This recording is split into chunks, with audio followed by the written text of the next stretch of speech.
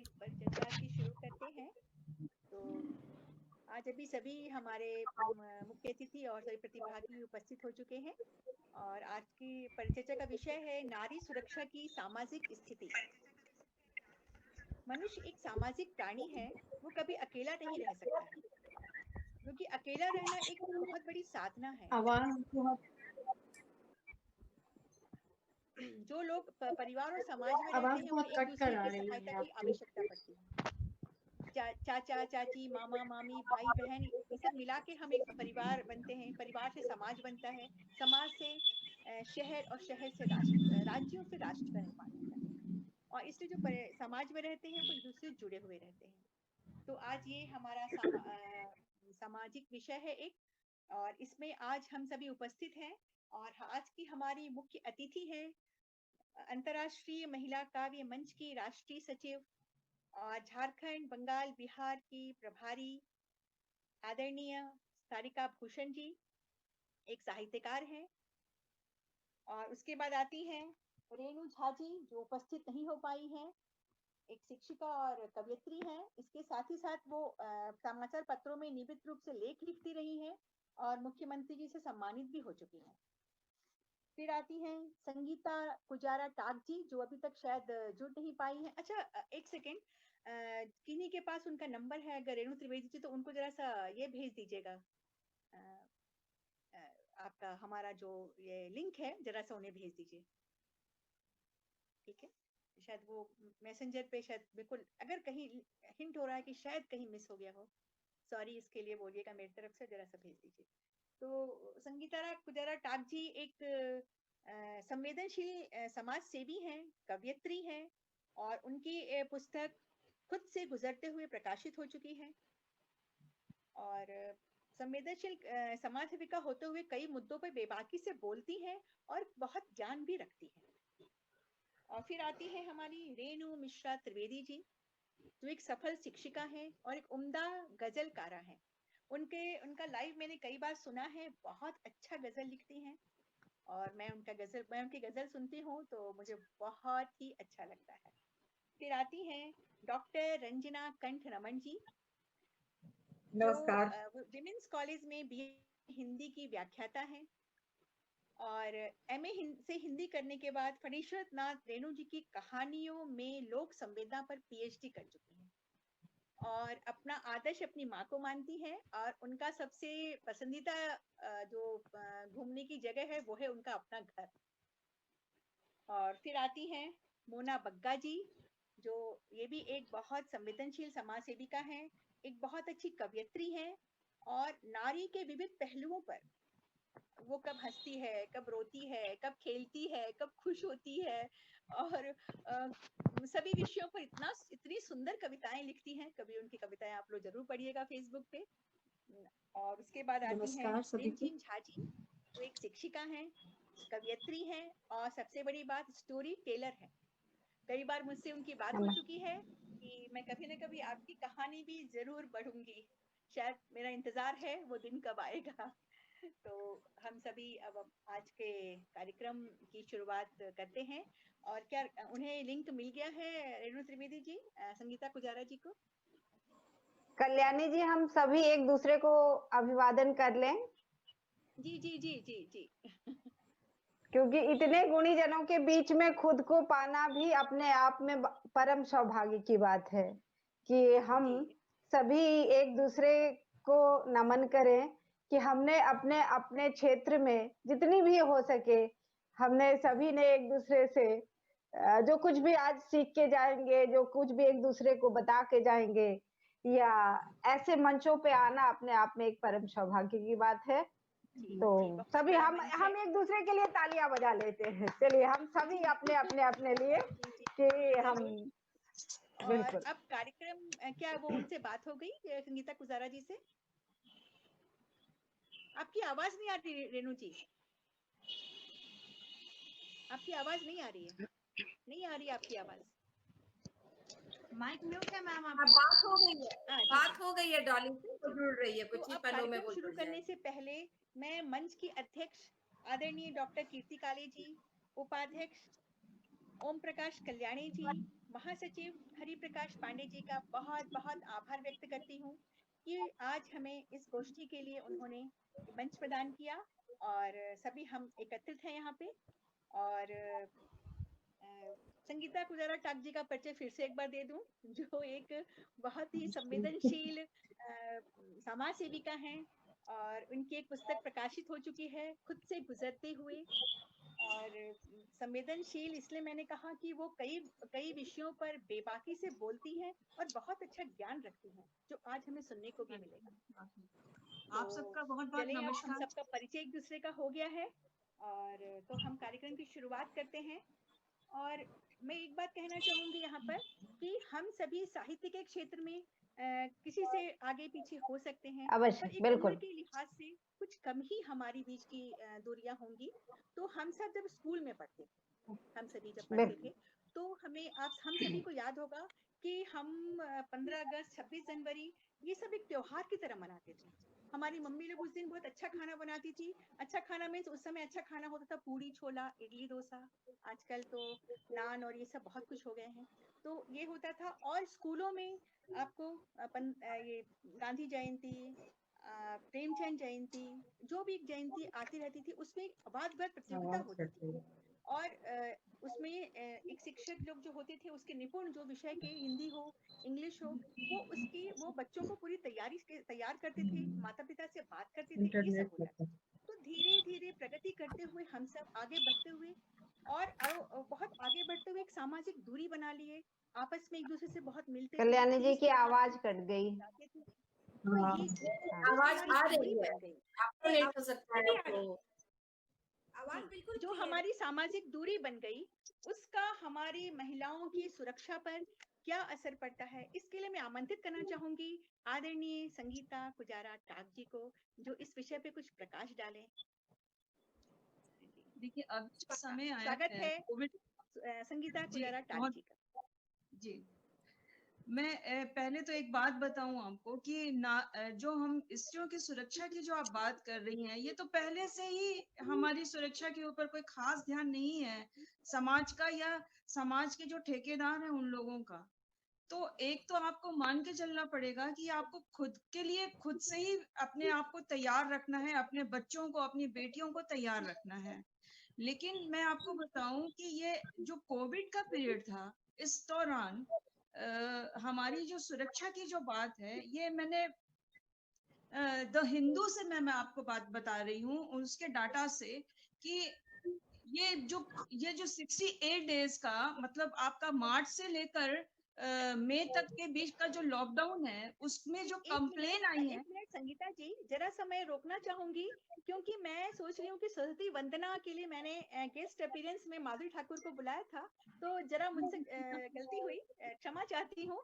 माधुरी कोई जी, बात नहीं, आप कोई जरा बात नहीं, सरस्वती वंदना प्रस्तुत करें, फिर हम गोष्ठी कोई को बात आगे बढ़ाएं और सीधे उसके बाद हम पहुंचेंगे संगीता जी के पास। स्वागत है माधुरी। धन्यवाद। बिल्कुल कविता बिल्कुल जी, स्वागत है। जी जी सभी स्वागत का है, स्वागत है। हम सभी साथ देंगे। इतनी सुंदर बिल्कुल, सुंदर बहनें हमारे पास हैं। हमारा सौभाग्य।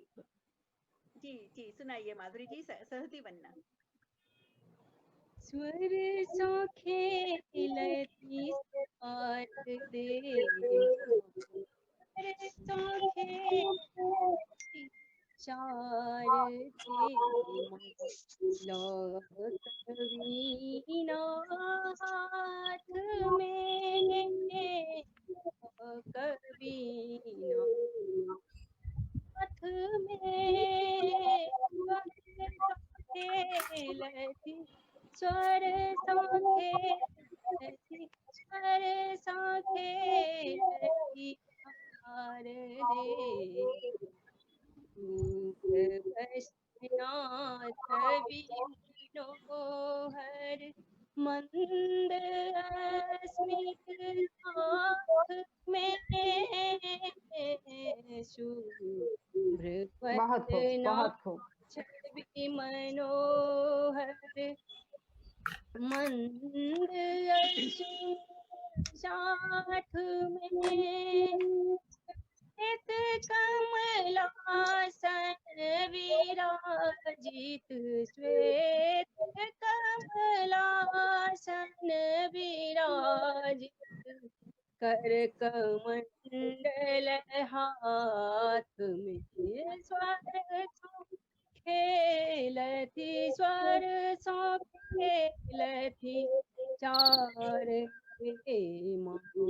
लोक वीणा हाथ में लोक वीणा हाथ में ब्रह्म ज्ञानक स्रोत लो चलू हाथ में ब्रह्म ज्ञानक रोत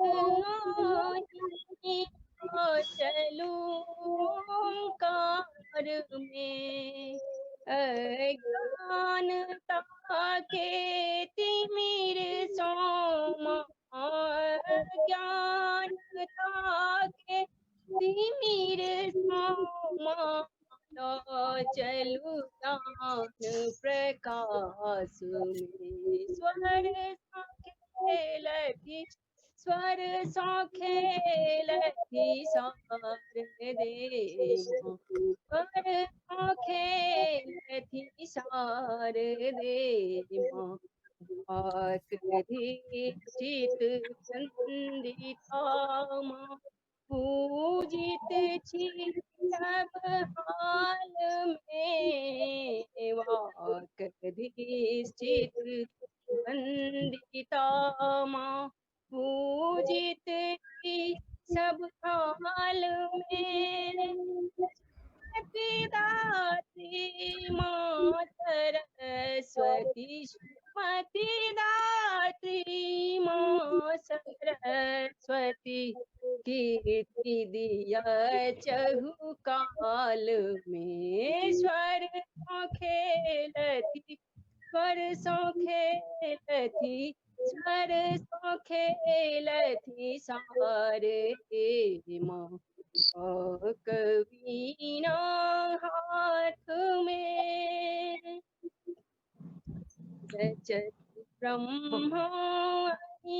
ज्ञाने रचति ब्रह्माहिक ज्ञाने पालथि विष्णु लागल शिव जी विनाश में पालथि विष्णु लागल शिव जी विनाश में वेद पुराण वेदांग रूपा वेद पुराण वेदांग रूपा त्रिदेव चल कतार में स्वर सो खेलती स्वर सो खेलती शारदे माँ लोक वीणा हाथ में लोक वीणा हाथ में हरि का जरता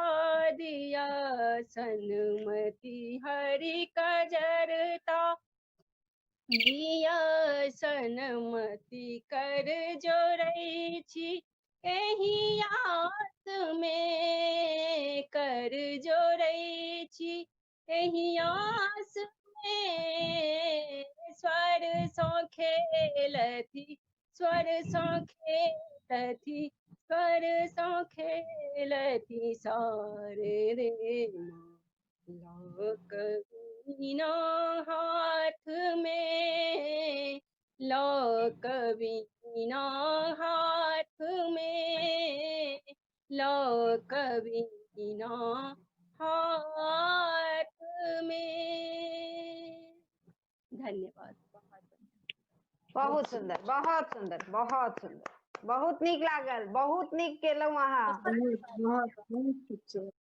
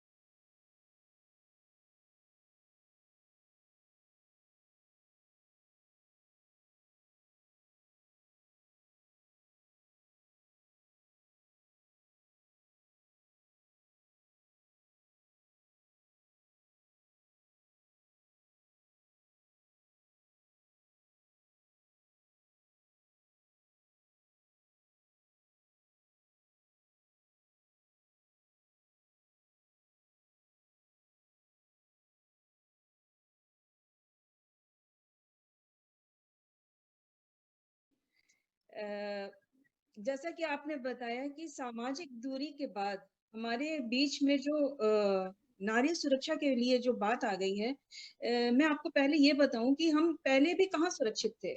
हम पहले भी सुरक्षित नहीं थे, लेकिन इस उसमें क्या होता था कि हम अपने घर से बाहर सुरक्षित नहीं थे, लेकिन लॉकडाउन ने हमें बताया कि हम घर के अंदर भी सुरक्षित नहीं हैं।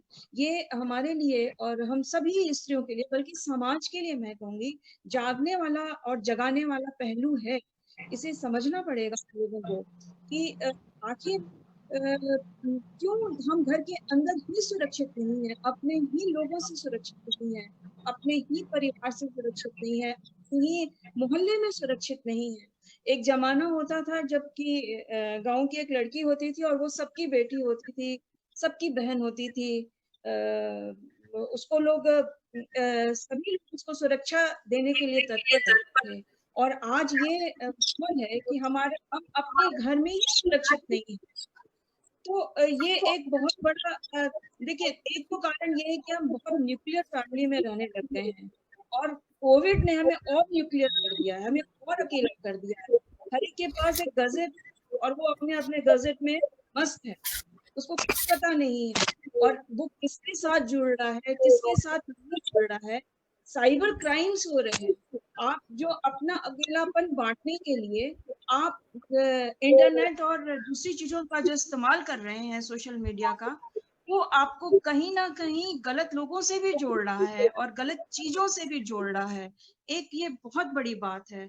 और दूसरी बात ये बताऊं कि अब जो लोग बाहर जाके क्राइम करते थे, अब उनके लिए तो घर में ही क्राइम करने के लिए मनोवृत्ति जो उनकी है वो तो क्राइम करने की है। और जो क्राइम करने की जो मनोवृत्ति होती है वो कहीं ना कहीं तो दिखेगी ही ना, तो वो परिवार में दिखती है। सारा वायलेंस जो है वो परिवार में दिखता है। द हिंदू का मैं आपको एग्जांपल दे रही हूँ। वो उनका है कि फिजिकली जो औरतें इस दौरान सिर्फ 68 डेज के अंदर जो उनके यहाँ पे डाटा है, वो कम से कम 80% का डाटा है जो औरतें जिनको वायलेंस, जिन लोगों ने डोमेस्टिक वायलेंस सहा। आप समझ सकती हैं 80%, 100 में से 80 औरतें डोमेस्टिक वायलेंस की शिकार हैं। छेड़खानी, रेप वगैरह जो भी हो रहा है वो उसमें और आप जोड़ लीजिए तो आप 80% बोल रहे हैं कि सेक्सुअल भी है, 80% फिजिकल भी है, और दोनों मिला के देख लीजिए तो 61% जो है वो दोनों है, जिसके साथ फिजिकली भी आप टॉर्चर कर रहे हैं और आप सेक्सुअली भी उसको हरासमेंट कर रहे हैं। तो ये बड़ा दुखदाई, हमारी बहुत दुखदाई स्थिति है। और इसके लिए तो सबसे जरूरी है कि हम अपने परिवार में अपने घर के लड़कों को, अपने बच्चों को बचपन से ही ट्रेनिंग दें। बहुत ही चिंताजनक स्थिति है ये। कारण तो यही बनता है कि भाई आप गलत चीजों के साथ जुड़ रहे हैं। कल्याणी जी, मैं आपसे कहना चाहूंगी और सबों से भी कि हमें अपने घर से ही शुरुआत करनी पड़ेगी सुधार के लिए, अपने बच्चों से ही सुधार करनी पड़ेगी। अपने लोगों को ही बताना पड़ेगा कि ये स्त्री नहीं है, पहले आप उसे इंसान समझें, अपने बराबर समझें, तभी आप उसका मान सम्मान, उसका जो ड्यू रिस्पेक्ट है आप उसको कर पाएंगे।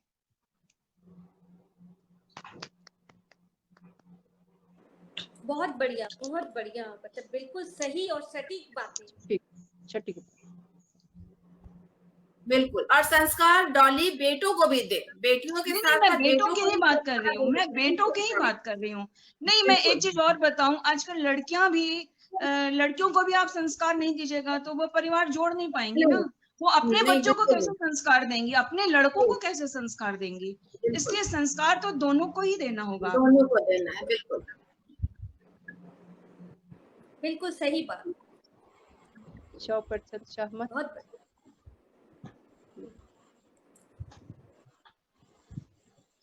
कल्याणी जी, आपकी आवाज नहीं आ रही है, अनम्यूट कर लीजिए खुद को। हो हाँ, ओके, सॉरी।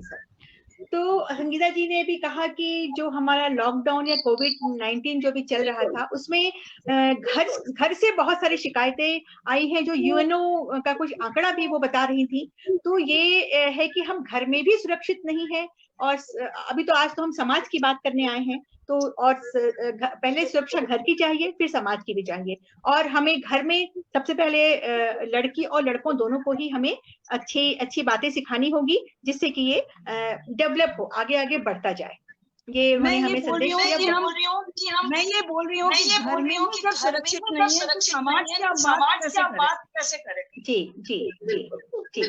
तो उन्होंने बहुत अच्छी बात कही है कि हम पहले घर को सुरक्षित करें, घर का माहौल अच्छा करें, उसके बाद हम समाज की बात करें। तो अब मैं इसके आगे आती हूँ। रेणु झा जी जुड़ नहीं पाई, तो मैं और आगे चलती हूँ उसके। रेणु मिश्रा त्रिवेदी जी को मैं कहना चाहती हूँ कि आपको ये कहना चाह रही हूँ कि हम जब एक समाज बनता है, कुछ परिवारों को मिला के जब समाज बनता है, तो एक समाज, जो कम्युनिटी के हर कम्युनिटी के साथ एक हमारी पुलिस चौकी होती है, जो हमारी सुरक्षा करती है, और जो सुरक्षा करती है हमारी, और दूसरा एक न्यायिक होता है, जो आपको कोर्ट है, और वहाँ वकील हमारी, जो हमारे साथ अन्याय हो रहा है उसे वहां पे जाके हम अपनी फरियाद कह सकते हैं। पर अगर हम देख रहे हैं कि 16 दिसंबर की रात के बाद निर्भया के साथ जो कुछ हुआ वो निरंतर बढ़ते ही जा रहा है, कहीं थमने का नाम नहीं ले रहा है, और जो हमारी सुरक्षा के स्तंभ है, वो भी विक्टिम के साथ अगर खड़े हो जाते हैं, वो भी अगर खड़े हो जाते हैं, तो वहां पे सुरक्षा की क्या दशा होगी, इस पर जरा सा प्रकाश डालिए आदरणीय रेणु मिश्रा त्रिवेदी जी। जी कल्याणी जी, बहुत सही मुद्दा और बहुत सही सवाल है। पता नहीं क्या हो रहा है कि निर्भया के बाद स्थिति दिनों दिन बदतर होती जा रही है। मुझे लगता है कि निर्भया ने हिम्मत दी, निर्भया के कांड ने और लड़कियों को हिम्मत दी कि वे मुखर होकर अपने ऊपर हुए अनाचार और अत्याचार की बात समाज के सामने ला सके। अन्यथा ये रेप और छेड़खानी ऐसा नहीं है कि कोई नई बात है, ये पहले परिवार में था, फिर समाज में हुआ, और अब मुखर होकर हमारे सामने आ गया है। और ये सच में कल्याणी जी बहुत दुर्भाग्य की बात है कि जब इस तरह के हादसों से पीड़ित महिला जब थाने में जाती है तो उसके साथ पहला व्यवहार तो अच्छा नहीं है। पुलिसकर्मी हंसते हैं, अफसर इंचार्ज हंसता है, दसियों तरह के गलत सवाल उससे पूछे जाते हैं। एक तो आहत लड़की, और उस पर से वो भावनात्मक रूप से उसका कई बार रेप होता है।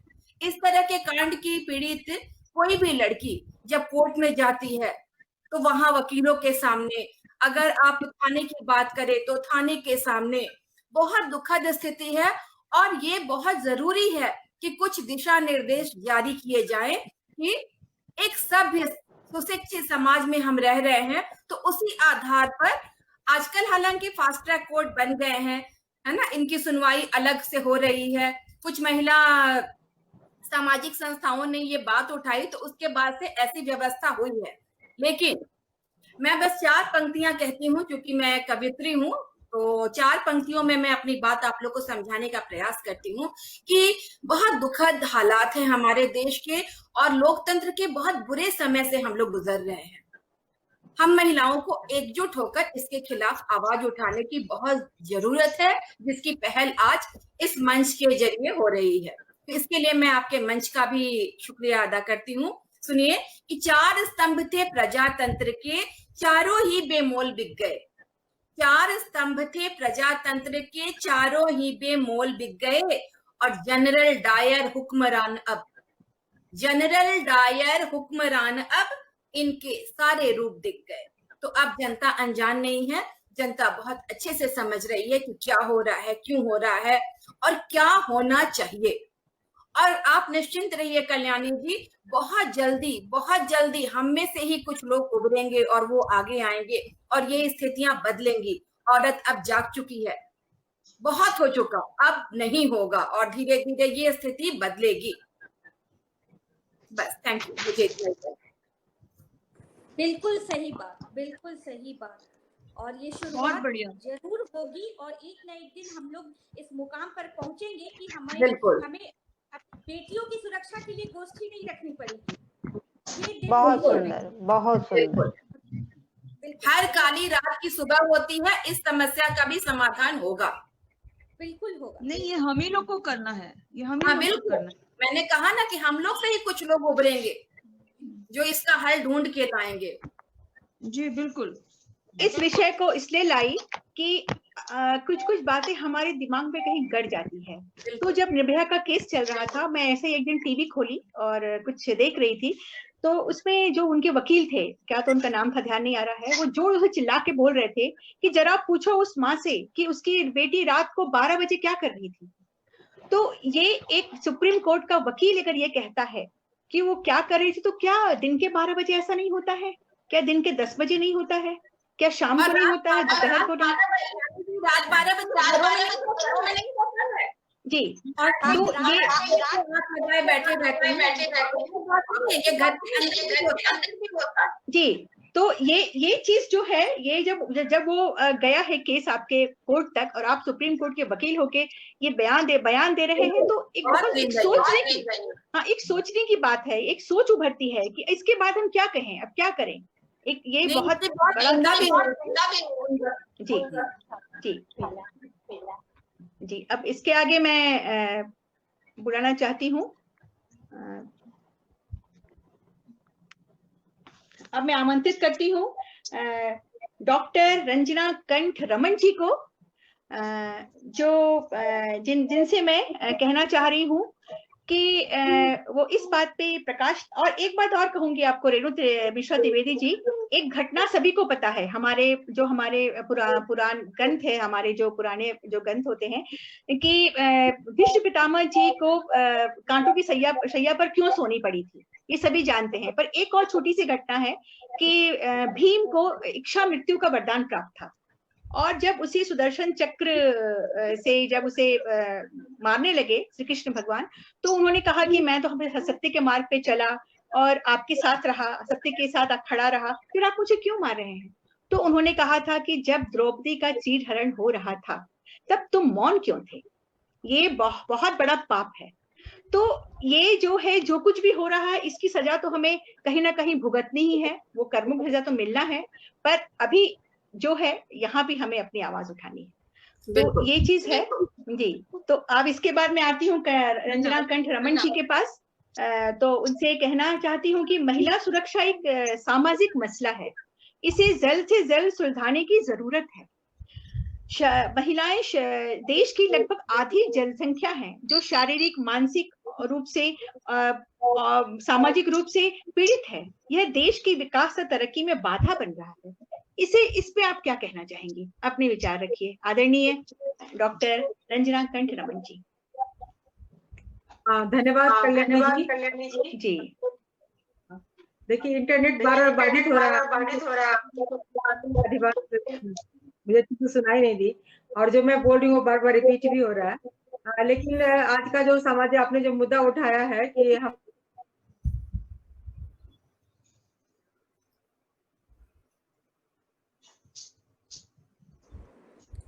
रंजना जी के नेट में लगता है प्रॉब्लम है।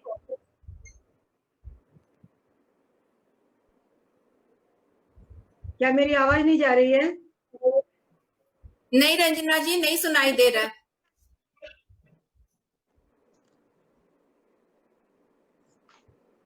क्या मेरी आवाज अभी आ रही है, कभी आ रही है, कभी कट जा रही है।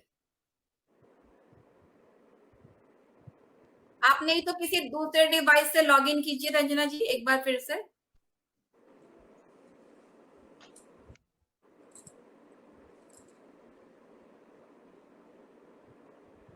हेलो, क्या मेरी आवाज जा रही है?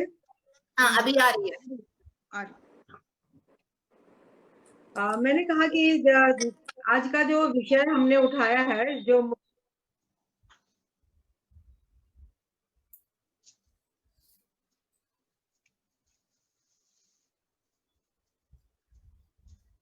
मैं फिर से, मेरी आवाज आ रही है क्या? हाँ, आ रही है आवाज, आप बोले।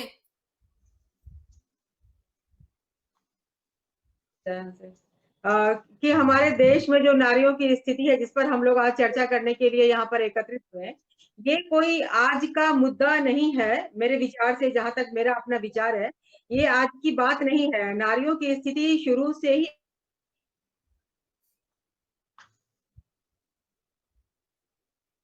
स्थिति भी ऐसी ही थी। तब हमारे यहाँ प्रेस मीडिया नहीं हुआ करता था, इसलिए इतना प्रकाश में नहीं आता था। नारियों को शुरू से ही इसी तरह से देखा ही गया है, इस तरह से उसको स्थान दिया ही गया है। कहने के लिए भले हम कह सकते हैं यत्र नार्यस्तु पूज्यन्ते रमन्ते तत्र देवता, लेकिन क्या यह श्लोक या यह स्लोगन या यह कविता या यह वाक्य हमारे जीवन पर, हमारे जीवन शैली पर, हमारे समाज पर क्या ये लागू होता है या नहीं होता है? जब ये बना था, मेरे विचार से जब ये श्लोक बना था, उस समय दो कारणों से मेरे विचार से बना होगा। दो तरह से इसको हम आंक सकते हैं। पहला तो ये कि या तो उस समय में सचमुच में नारियों की ऐसी स्थिति थी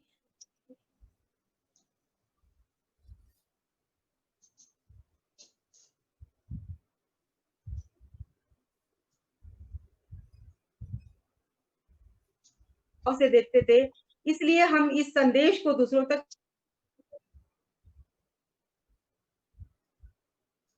का समाज ऐसा था जो बहुत विद्रुपताओं से भरा हुआ था, बहुत ही विडंबनाओं से, सामाजिक विडंबनाओं से भरा हुआ था। मतलब नारियों की स्थिति ऐसी अच्छी नहीं थी, इसलिए उस तत्कालीन दुर्दशा को समाप्त करने के लिए एक संदेश दिया गया हो कि हमारे समाज में अगर नारियों की पूजा होगी तो हमारा समाज अच्छा होगा।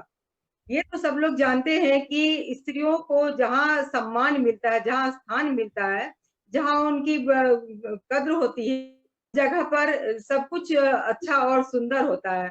जैसे हम अपने घर को कहते हैं ना कि अगर इस समाज की बागडोर अगर स्त्रियों को दे दी जाए, तो जिस तरह से घर स्त्रियां अपने घर को साफ सुथरा सुंदर सजा कर रखती है, तो वो इस समाज को भी इसी तरह से सुंदर, साफ सुथरा और सजा कर रख सकती है। लेकिन स्त्रियों को कहने के लिए बहुत कुछ होता है। एक नारी दिवस बनता है, उस नारी दिवस के दिन नारी को बहुत सारा उनको माला पहनाया जाता है, ऊंचे स्थान पर बिठाया जाता है, उनकी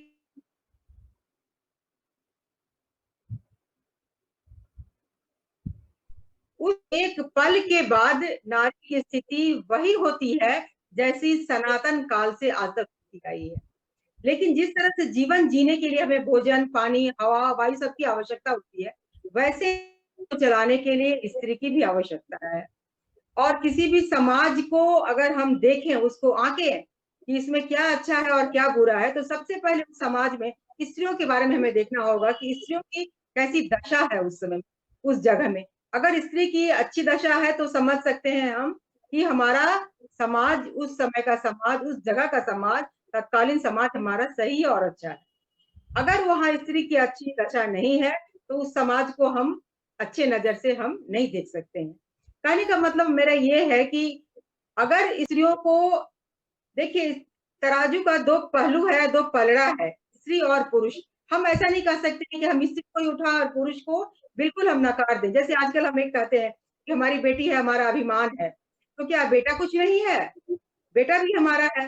लेकिन और ये जहां तक हम ये बात कहते हैं कि हमें लड़कों को सिखाना चाहिए, हमें लड़कियों को भी सिखाना चाहिए और लड़कों को भी सिखाना चाहिए। हर लड़का बुरा नहीं होता है, ना हमें संस्कार दोनों को देना होता है। ना ही कोई पुलिस बुरा होता है, ना ही कोई वकील बुरा होता है। यह अपना एक हेरिडिटी या वंशानुक्रम से आदमी, व्यक्ति जो है वो अपने अंदर एक गुण को या अवगुण को धारण करके आता है। वह किसी भी पेशा में जाएगा तो अगर उसके अंदर अच्छे गुण है तो वो अच्छा ही करेगा, और अगर उसके अंदर अवगुण है तो किसी भी पेशे में जाएगा तो वो बुरा ही करेगा।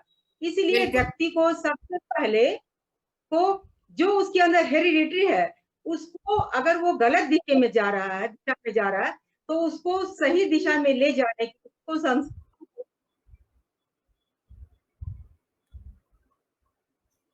तो हमारा समाज अपने आप धीरे धीरे अच्छा।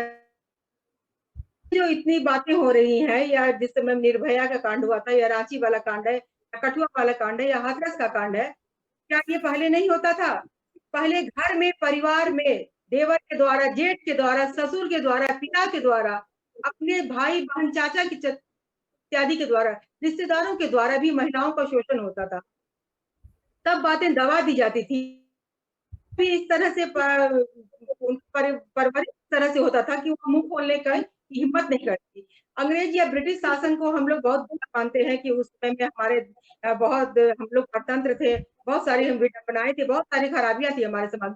लेकिन वो एक ऐसा दौर था जब स्त्रियों को, भले ही वो ब्रिटिश शासन के विरोध में खड़ी हुई हो, लेकिन उनको आत्मबल से खड़े होने का उनको एक मिला और उससे उनका आत्मबल बढ़ा और आत्मनिर्भर होती गई वो, और किसी के विरोध में वो कुछ बोलने के लिए तत्पर होती गई। और उस समय से ही उन्होंने, जो मुगलकालीन समय में स्त्रियों को दबाया जाता था और पति की मृत्यु के बाद उनको नशा के हालत में अफीम वगैरह देकर उनको जो सती प्रथा के तहत उनको जला दिया जाता था, उसके विरोध में स्त्रियां जो है वह ब्रिटिश शासन में ही उन्होंने आवाज उठाना शुरू कर दिया था। तो हमें यहाँ पर ये कहना होता है कि हम अपने बच्चों को अच्छी परवरिश दें, अच्छे संस्कार दें, अन्याय के विरुद्ध हम आवाज उठाने के लिए सिखाएं और सही गलत की पहचान करने के लिए हम सिखाएं। और अब अगर हमारा समाज अच्छा होगा, स्त्रियों को हम परिवार में सही स्थान दें, अपनी माँ को सही स्थान दें, अपनी पत्नी को सही स्थान दें, अपनी बहन को हम सही स्थान दें, तभी हमारा परिवार और समाज हमारा सुंदर और सुघड़ हो सकता है। जैसी हम कल्पना करते हैं, जैसे हम कोई कल्पना करते, कोई फूल बनाते हैं, कोई चित्र बनाते हैं, तो हम हमेशा उसमें चाहते हैं कि उसमें खूबसूरती हो।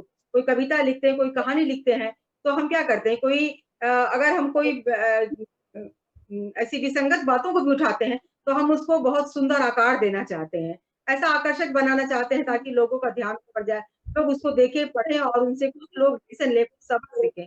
तो अगर हम अपने बच्चों को या अपने परिवार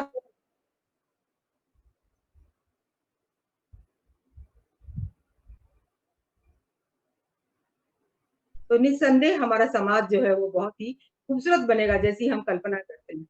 धन्यवाद।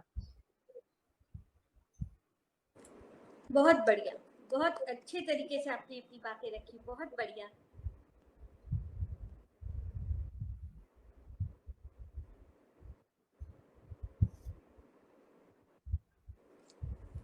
कल्याणी जी अनम्यूट कर ले अपने आप को। तो रंजना, डॉक्टर रंजना जी, आपने कहा कि पहले घर में हम बच्चों को अच्छे संस्कार दें और वो बाहर बाहर फैलते जाएगा, और जो हम कल्पना करते हैं, जैसे हम सुंदर फूल बनाते हैं तो उस तरह से बनेगा। और कई बार ऐसा भी होता है कि अच्छे संस्कारी घर के बच्चे, लड़कियां पढ़ लिख कर अच्छी जगह पे काम करती हैं, और जब वो बाहर निकलती हैं, मान लीजिए कोई बैंक में ही का, आजकल तो बहुत लड़कियां बैंक में पीओ का काम कर रही हैं, तो जो ऑफिसर होते हैं, जो मैनेजर होते हैं, उनका 8-9 बजना एक सामान्य बात है, और वो अच्छे संस्कारों वाली है, परिवार संस्कारों वाला है, सब कुछ सही है, लेकिन जब तक वो घर नहीं पहुंचती है, एक माँ ने बेटी को पढ़ा लिखा दिया, इस काबिल बना दिया, उसने तो अपनी आधुनिकता दिखाई, बेटा बेटी में अंतर नहीं किया, लेकिन क्या यहाँ पे हमें समाज से एक प्रश्नवाचक चिन्ह लग जाता है। घर में तो हमने बहुत से संस्कार दे दिए, क्या बाहर वो बैंक से निकल के मेरी बेटी जब तक घर नहीं आती है, जिस माँ की बेटी हो, और वो नहीं पहुंचती है, तब तक वो माँ को चैन नहीं आता है। तो ये जो है, ये इसके लिए बहुत बड़ी बात है। घर में भी बहुत जगह बुराई है, वो भी निकालना है, लेकिन अभी अगर हम घर से संस्कार दे के, पढ़ा के, लिखा के, ऊंचे ओहदे पे बेटी को पहुंचा के भेजते हैं, जो हमारा एक कांड, हैदराबाद वाला कांड हुआ था, वो लड़की पढ़ी लिखी थी, डॉक्टर थी वो, और वो डॉक्टर होके और वो घर आ रही थी, तो वो सही सलामत घर नहीं पहुंच पाई। तो एक समाज में एक सुरक्षा बहुत जरूरी है। हम घर में संस्कार दें, ये भी बहुत जरूरी है, लेकिन जब हम घर से बाहर में हमारी लड़कियां कदम रखती है, वहां पे अगर वो संस्कारों वाली लड़की भी है, तो यहाँ कोई ये नहीं देखने जाता है कि ये संस्कारों वाली है, ये संस्कारों वाली नहीं है, वहां पे बस उसे एक लड़की दिखाई देती है। ये चीज जो है, ये चीज समाज में एक कोड बन गया है, एक कोड बना हुआ है। हाँ जी, तो जी, तो इसमें जी जी जी जी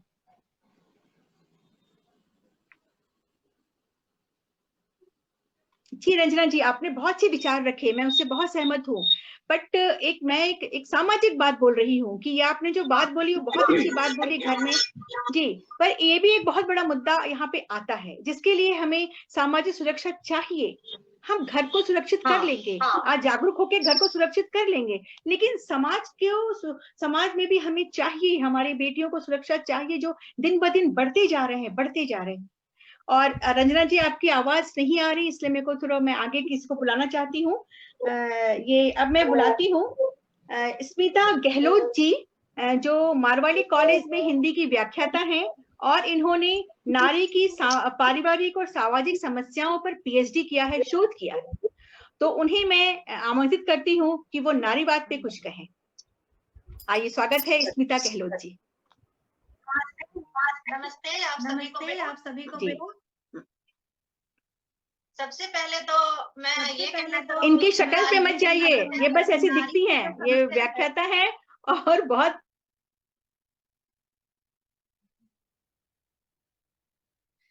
सबसे पहले तो मैं ये कहना चाहूंगी कि नारी की जो समस्या है वो आज एक दिन की नहीं है, बहुत पुरानी है, जैसा कि आप सबने कहा।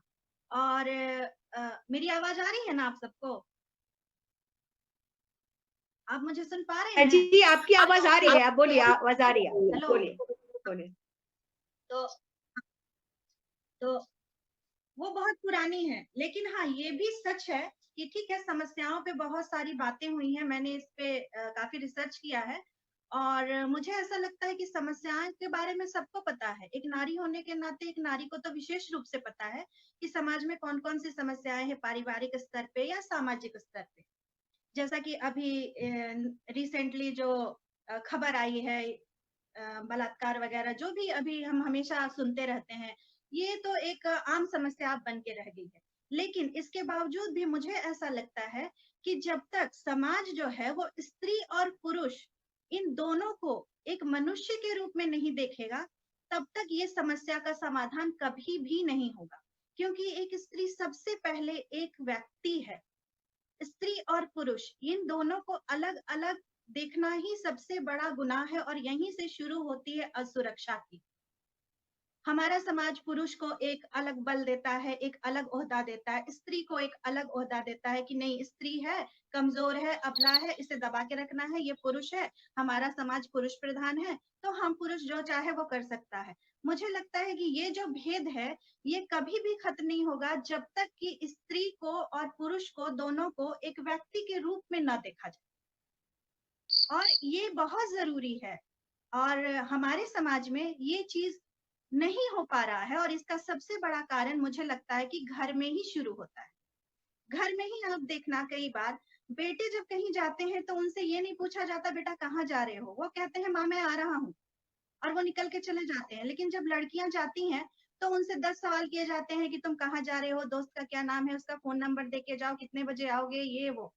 मुझे पता है कि लड़कियां असुरक्षित हैं, लेकिन लड़कों को क्या इतना छूट देना सही है? क्या उनसे ये सवाल करना जरूरी नहीं है?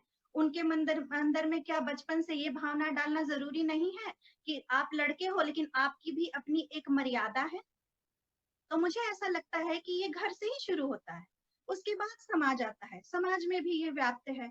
और मुझे ऐसा लगता है कि जब तक एक व्यक्ति के रूप में नारी और पुरुष को नहीं देखा जाएगा तब तक इस समस्या का कोई समाधान नहीं होगा। दूसरी बात, आपने कहा नारीवाद के बारे में बात करने की। नारीवाद एक ऐसी सोच, एक ऐसा सिद्धांत जहां नारी को काम करने का और शिक्षा का और नौकरी करने का समान अधिकार प्राप्त हो।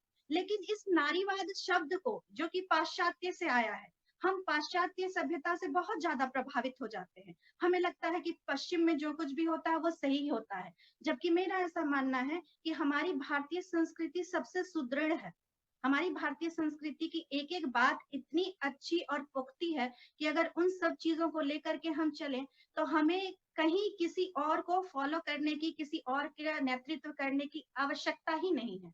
लेकिन हमें क्या लगता है कि नहीं, वो फॉरेन के लोग हैं, वो बहुत अच्छा करते हैं, वो इंग्लिश बोलता है वो बहुत अच्छा करते हैं, ये हिंदी बोलता है ये मूर्ख है। तो ये जो हम सोचते हैं कि नहीं, विदेशी चीजों को अपनाना बहुत अच्छी बात है। नारीवाद ठीक है, अच्छी बात है, नारीवाद फेमिनिस्ट की सबको समान अधिकार मिलना चाहिए, मैं भी इसकी हितैषी हूँ, मुझे भी लगता है कि हाँ सबको समान अधिकार मिलना चाहिए। लेकिन समान अधिकार का मतलब ये नहीं होता है कि उसके नाम पे हम उसका फायदा उठाना शुरू कर दें। आपको शिक्षा में बराबरी का हक मिल रहा है, आप जाइए पढ़िए, आप वहां पे अपना नाम बनाइए। आपको वहां पे अगर, जैसे मैं कॉलेज में पढ़ाती हूँ, ऐसा नहीं है कि लड़कों को मैं अलग पढ़ाती हूँ, लड़कियों को अलग पढ़ाती हूँ। सबको मैं समान चीजें पढ़ाती हूँ, लेकिन वहां पे मैं कई बार क्या देखती हूँ लड़कियों को कि बाहर में खड़ी होती हैं और सेल्फी लेती हैं। आपको तो शिक्षा का स्वतंत्रता मिल गया, आपको घर से कॉलेज आने दिया गया, कॉलेज में आपको एडमिशन मिल गया, टीचर आपको पढ़ाने के लिए, बात ठीक है, अच्छी बात है। नारीवाद, फेमिनिस्ट की सबको समान अधिकार मिलना चाहिए, मैं भी इसकी हितैषी हूँ, मुझे भी लगता है कि हाँ सबको समान अधिकार मिलना चाहिए, लेकिन समान अधिकार का मतलब ये नहीं होता है कि उसके नाम पे हम उसका फायदा उठाना शुरू कर दें। आपको शिक्षा में बराबरी का हक मिल रहा है, आप जाइए पढ़िए, आप वहां पे अपना नाम बनाइए। आपको वहां पे अगर, जैसे मैं कॉलेज में पढ़ाती हूँ, ऐसा नहीं है कि लड़कों को मैं अलग पढ़ाती हूँ, लड़कियों को अलग पढ़ाती हूँ, सबको मैं समान चीजें पढ़ाती हूँ, लेकिन वहां पे मैं कई बार क्या देखती हूँ लड़कियों को कि बाहर में खड़ी होती हैं और सेल्फी लेती हैं। आपको तो शिक्षा का स्वतंत्रता मिल गया, आपको घर से कॉलेज आने दिया गया, कॉलेज में आपको एडमिशन मिल गया, टीचर आपको पढ़ाने के लिए तैयार है, लेकिन क्लास बंक करके अगर आप बाहर सेल्फी ले रही हैं तो ये क्या है? ये तो आपकी खुद की सोच है ना, कि आपको जो अधिकार मिले हैं उसका आप सदुपयोग नहीं कर रहे हैं। ठीक यही बात है लड़कों में भी, मैं यही चीज कहना चाहती हूँ, लड़कों को भी ऐसा नहीं होना चाहिए कि हाँ लड़कियां हैं और हम लड़के हैं तो हमें ज्यादा अवसर मिलना चाहिए, उन्हें कम अवसर मिलना चाहिए। उन्हें भी ये सोचना चाहिए कि हाँ ठीक है, ये लड़कियां हैं, थोड़ी कमजोर है, क्योंकि ये हमें कमजोर, हम मानसिक तौर पे कमजोर नहीं है, लेकिन ये हमारी प्रकृति है, ये अंतर प्रकृति ने बनाया है, ये मैंने, आपने या समाज ने नहीं बनाया है। ठीक है, हम थोड़ी संवेदनशील ज्यादा होती हैं, हमें किसी के सपोर्ट की अगर जरूरत पड़ती है तो ऐसा नहीं है कि हम कमजोर हो गए हैं, लेकिन हमारे उस संवेदनशील होने का लड़कों को भी गलत फायदा नहीं उठाना चाहिए। उन्हें अगर ये लगता है कि मेरी बहन जो है उसे कोई ना देखे, तो उनको भी ये होना चाहिए कि नहीं, ये भी किसी की बहन है, ये भी किसी की बेटी है, आज ये पढ़ने मेरे साथ आई है तो इसको भी मैं छेड़छाड़ ना करूं।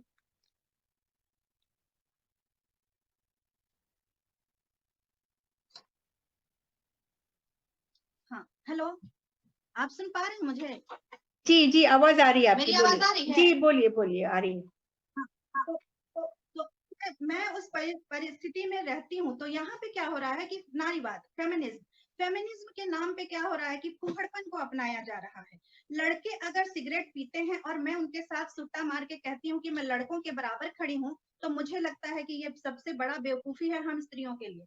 हमें तो ये चाहिए कि जो चीज गलत है वो मनुष्य जाति के लिए, वो हमारे लिए भी गलत है और पुरुष के लिए भी गलत है, लड़का हो या लड़की, जो बातें गलत है वो सबके लिए गलत है। तो फेमिनिज्म अच्छी बात है, अधिकार मिलने चाहिए, लेकिन अधिकारों का एक दायरा होता है, प्रकृति ने इस दायरे को बनाया है। मुझे लगता है कि जिस तरह नदी अगर अपना प्रवाह खो देती है तो बाढ़ आ जाता है, उसी प्रकार मनुष्य अगर अपना प्रवाह खो देता है तो उसमें असुरक्षा की भावना उत्पन्न होती है।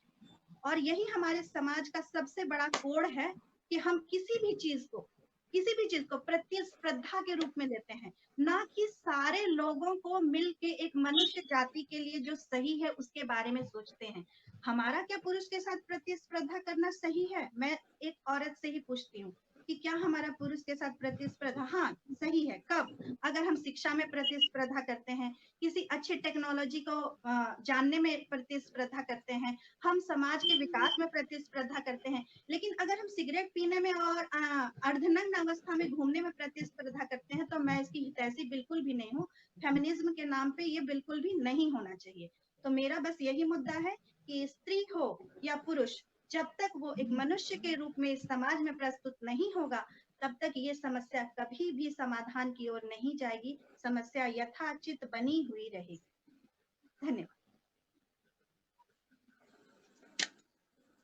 बहुत खूब स्पीता जी, आपका कहना है कि अगर लड़कियों को आजादी मिली है तो आप जाइए शिक्षा ग्रहण कीजिए, उसे आप कॉलेज बंक मार के और लड़कों से दोस्ती करके घूम फिर के उन्हें आप और इन सब में आगे नहीं बढ़िए और बुराइयों को नहीं अपनाइए, पढ़ाई पढ़िए, आगे बढ़िए, तो नारीवाद का सही अर्थ में आगे जाइए। सही बात है जे आपने जो कहा।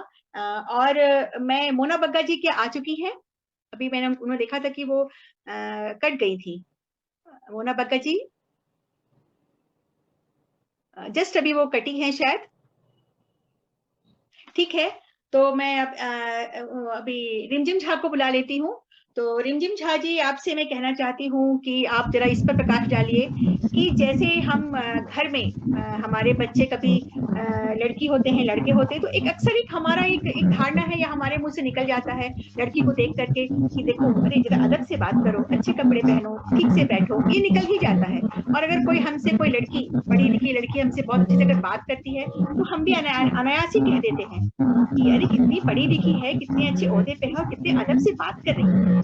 यही चीज हम लड़के को क्यों नहीं, कच्ची उम्र में भी क्यों नहीं कहते हैं कि देखो बेटा, जैसे तुम घर में अपने घर में सबको मान देते हो, सम्मान देते हो, अपने माता को, पिता को, अपने छोटे भाई को या बहन को, सभी को, वही तुम घर की दहलीज से बाहर निकलते ही सभी को इंसान समझो। वहां भी तुम्हारे पास तुम्हारी वही भावना घर की दहलीज के बाहर भी निकलनी चाहिए। इस विषय पे आप क्या कहना चाहती हैं रिमझिम झा जी? जरा सा आप प्रकाश डालिए इस पे। स्वागत है आपका।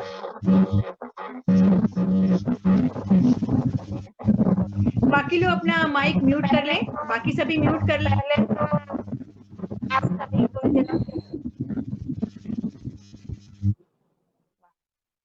सभी तो एक से एक गुणीजन, एक से एक बातें, एक से एक निष्कर्ष, तो सभी को साधुवाद सबसे पहला मेरा। दूसरी बात, मैं अपने विषय पे आती हूँ कि हमें बेटों को भी वही चीजें कहनी है जो हम बेटियों से आग्रह करते हैं। तो कोमल हूँ, कमजोर नहीं, कोमल हूँ, कमजोर नहीं, शक्ति का नाम ही नारी है। तो मैं वो नारी हूँ जो अपने आप में शक्ति लेकर इस धरती पर अवतरित हुई हूँ।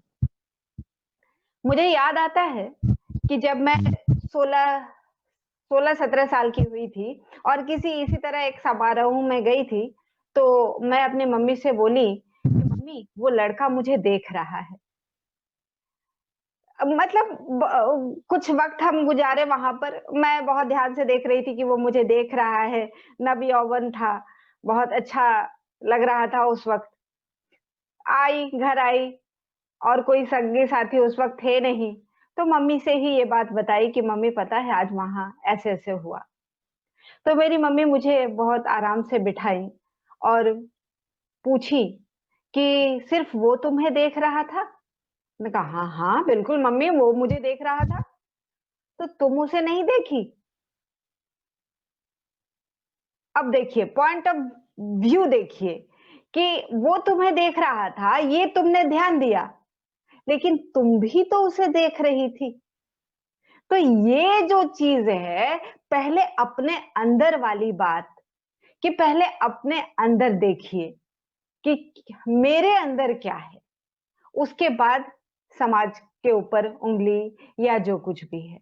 मैं आज सभी को सुन रही हूँ, एक से एक भावनाएं बाहर आ रही हैं। मैं संपूर्णतः सहमत हूँ, क्योंकि जब 360 डिग्री का एंगल बनता है ना, तो 90-90-90-90 ही मिलके बनता है। अकेले आपने आप में 360 डिग्री एंगल नहीं बन जाता। तो सारी चीजें मायने रखती हैं समाज में स्त्री के अपने स्थान के लिए। अब आती हूँ अपने विषय पर। मैं एक शिक्षिका हूँ, एक लेखिका हूँ, एकेडमी में भी मेरा है योगदान, और कई समाज सेवाओं में से भी। मुझसे अक्सर लोग पूछते हैं कि रिमझिम होममेड रखी हो क्या, मेड रखी हो क्या, कैसे संभालती हो सारा?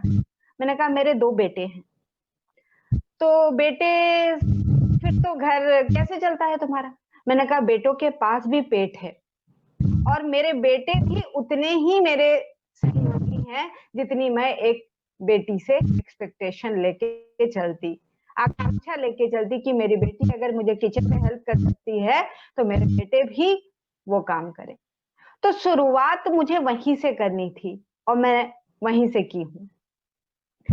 जैसे लड़की अगर किचन में काम करती दिखे तो हम कहते हैं कि बहुत अच्छे संस्कार हैं, बहुत अच्छा माँ उसको सिखा रही। तो वही चीज अगर मैं बेटों में डालूं कि क्यों केवल बेटियां ही रोटी बनाएंगी, तुम नहीं रोटी बना सकते? क्यों बेटियों से ही एक्सपेक्टेशन करें कि वो बड़े, कब कोई बाहर से आए तो उसके चरण स्पर्श करे, ये संस्कार तुम्हारे अंदर भी होंगे। कि कोई अगर बाहर से बड़ा बुजुर्ग या कोई सगे संबंधी आए तो उन्हें यथोचित आदर दो, और ये यथोचित आदर ही मुझे लगता है कि उसे एक संपूर्ण व्यक्तित्व प्रदान करेगा। तो शुरुआत एक माँ की भूमिका से, एक शिक्षिका की भूमिका से है कि हमें जो देना है वो बीज कहाँ दी जाती है, जमीन में दी जाती है। तो बीज जमीन में जब गया, वहां से इस चीज की शुरुआत होनी चाहिए। जब हम गर्भाधान कर लेते हैं, गर्भाधान के वक्त क्यों कहा जाता है कि अच्छी अच्छी किताबें पढ़नी चाहिए, जिसमें ज्ञान की बात हो, पढ़नी चाहिए, ताकि उसी वक्त वो जो संचार बच्चे के अंदर, मेरी बौद्धिक क्षमता से, माँ की बौद्धिक क्षमता से बच्चे की बौद्धिक क्षमता में, अब जब हम प्रेग्नेंट है, एक महिला प्रेग्नेंट है, उस वक्त वो अलग अलग तरह की चीजें देखें जिससे बच्चे पर, गर्भाशय पर अलग प्रभाव पड़े। तो मुझे लगता है कि शुरुआत वहां से अगर कर दी जाए कि संस्कार नाम की चीजें, जो कि हमारे बड़े बुजुर्ग हमसे कहते थे कि अभी जब गर्भाधान है तो अच्छी किताबें पढ़ो, रामायण पढ़ो, ज्ञान की बातें पढ़ो। क्यों? ताकि बच्चे में वो गुण, वो संस्कार पहुंच सके। मेरी आवाज आ रही है आप लोगों तक? जी आ रही है, आप बोलिए, बहुत अच्छा बोल रही हैं, बोलिए बोलिए, आ रही है।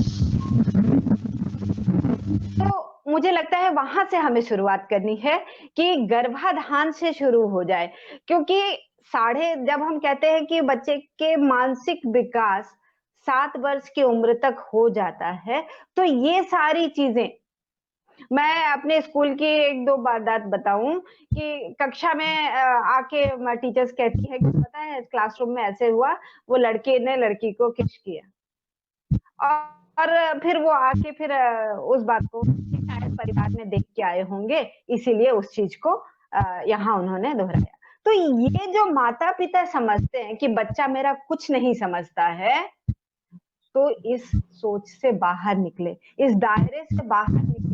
बच्चे का मानसिक विकास 7 साल की उम्र तक हो चुका होता है, और वही नींव है, वहीं से हमारे समाज की शुरुआत हो जाती है। ये जो कुछ भी आगे आ रहा है वो तो वही छोटा पौधा ही बड़ा होकर पेड़ बनता है। तो छोटे पौधे को ही थाप की जरूरत है। हम शुरुआत से ही शुरू करें, तभी जाकर हम एक सुदृढ़ समाज की कल्पना कर सकेंगे। अब रह गई कि जो अभी वर्तमान में स्थिति है, इससे कैसे निपटा जाए, यहाँ अपनी सुरक्षा हम कैसे ढूंढ लें। तो मैं जिनसे भी मिलती हूँ इस संबंध में, आजकल ये एक ज्वलंत उदाहरण है, कहीं भी जाइए, आपसे अगर आप कहीं परिचित हैं तो ये प्रश्न आपके सामने में आ जाता है कि आप क्या बच्चियों को क्या बता रही हैं, कैसे उनको कह रही हैं। सबसे पहली बात, अपने ऊपर विश्वास रखो, अपने ऊपर सबसे पहले विश्वास रखो, और जहां दिखता है कि ये मेरे लिए सही जगह नहीं है, वहां जाने की आवश्यकता नहीं है। और अगर हिम्मत है तो मुंह पे बोलो। कल को गलत होने के बाद कोई ये नहीं देखेगा कि परिस्थिति कैसी थी, लोग कैसे थे, कौन था, भोगना तुम्हें पड़ेगा। जो भी मेडिकल ट्रीटमेंट हो या जो भी हो, तुम्हें भोगना पड़ेगा। समाज को 100 दोष दे देंगे, पुलिस, वकील, डॉक्टर सभी दोषी हो जाएंगे, लेकिन यातना भोगेगी वो एक लड़की ही भोगेगी। तो पहला कदम जो है वो अपने आप के लिए है, स्वचालित है, स्व के लिए है। उसके बाद बहुत न्यूज बन जाता है। अभी हाथरस वाले में कहाँ से बात शुरू हुई, कहाँ जाकर खत्म हुई, सुशांत सिंह वाले में कहाँ से बात शुरू हुई, कहाँ जाकर खत्म हुई। 100 दफाएं चली, 100 बातें चली, लेकिन भोगा कौन, यातना में जिया कौन, और जिंदगी छोड़कर गया कौन, वो व्यक्ति विशेष। तो जरूरत है व्यक्ति विशेष के जागरूक होने की। 100 बातें होंगी, 100 तरह के हिदायतें भी दी जाएंगी, लेकिन शुरुआत अपने अंदर के बीज में चाहिए कि ये मेरे लिए सही नहीं है, मैं नहीं करूंगी। ये आत्मविश्वास लड़कियों के अंदर आनी चाहिए। और यही चीज लड़कों के लिए भी है कि अगर मेरी बहन को, जैसा कि अभी एक कह के गई कि अगर हम आशा करते हैं अपने बेटियों से, तो कहीं ना कहीं बेटों से भी हमें यही एक्सपेक्टेशन लेकर जीना है कि अगर मेरी बेटी इस तरह से भी व्यवहार कर रही है तो मेरा बेटा भी वही करे। बेटे से भी पूछा जाना चाहिए कि रात के 8 बज रहे थे, तुम कहाँ हो और क्यों हो। अगर बेटियों के लिए हम चिंतित हो जाते हैं तो हम बेटों के लिए भी चिंतित हो जाएं कि 8 बजे बाहर रात में अगर कोचिंग नहीं है तो मेरा बेटा क्या कर रहा है वहां पे। और अगर हम बेटी के लिए घर छोड़कर निकल जाते हैं कि चलिए देखिए बेटी कहाँ पे है, तो बेटे के लिए भी निकल के बाहर आए कि देखे मेरा बेटा कहीं कुछ गड़बड़ तो नहीं कर रहा है, और उसे वहां से खींचकर फिर अंदर लाएं। जागृति अगर करनी है तो घर से करनी है।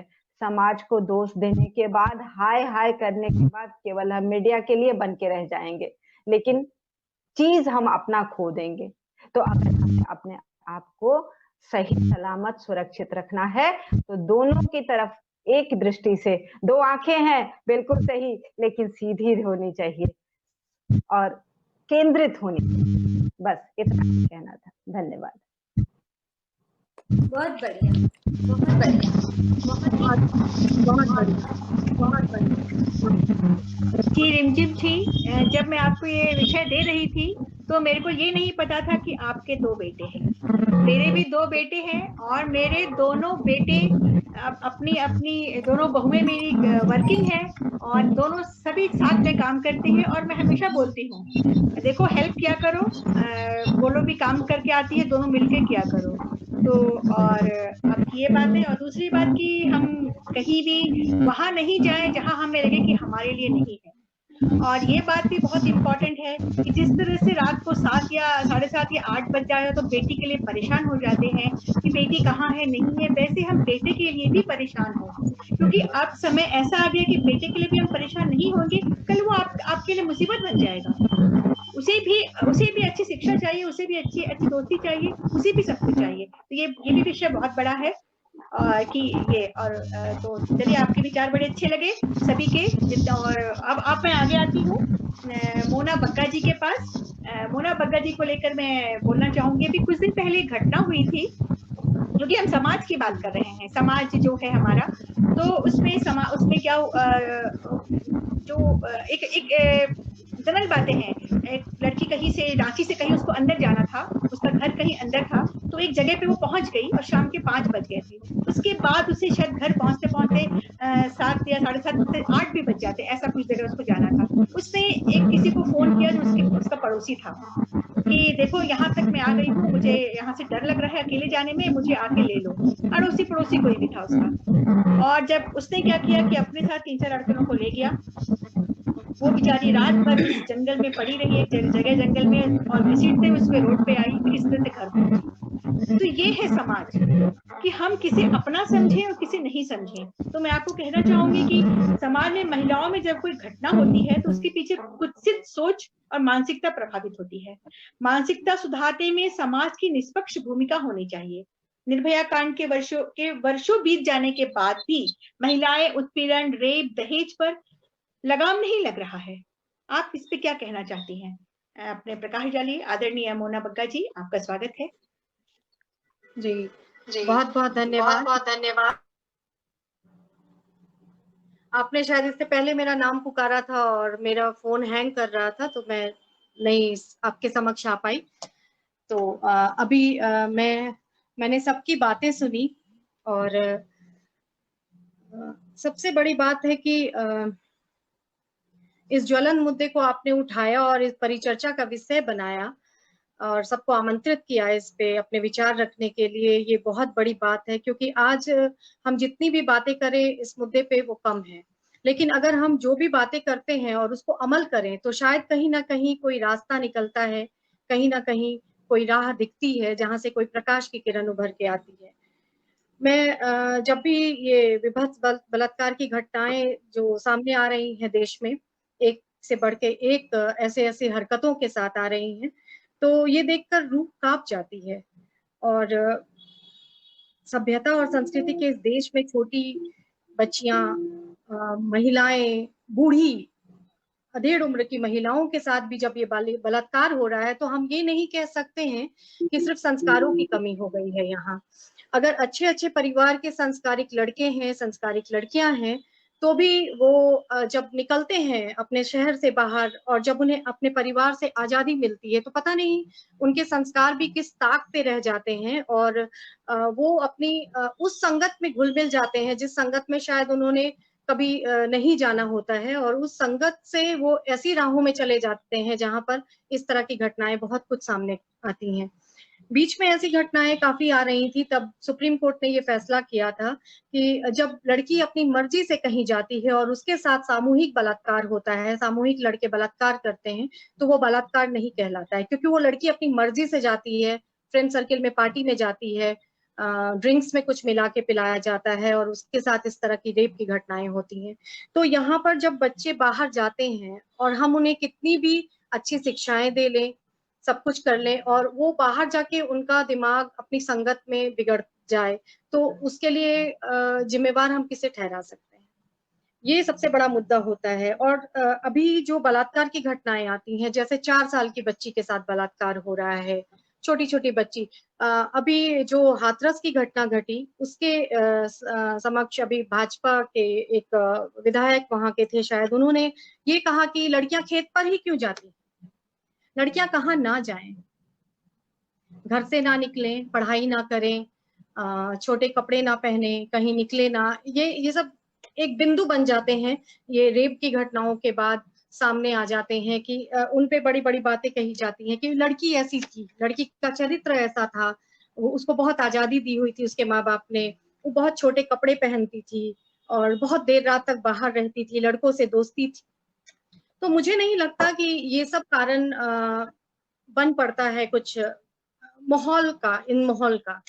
सबसे बड़ी बात ये होती है कि अगर 4 साल की बच्ची के साथ बलात्कार हो रहा है तो क्यों हो रहा है?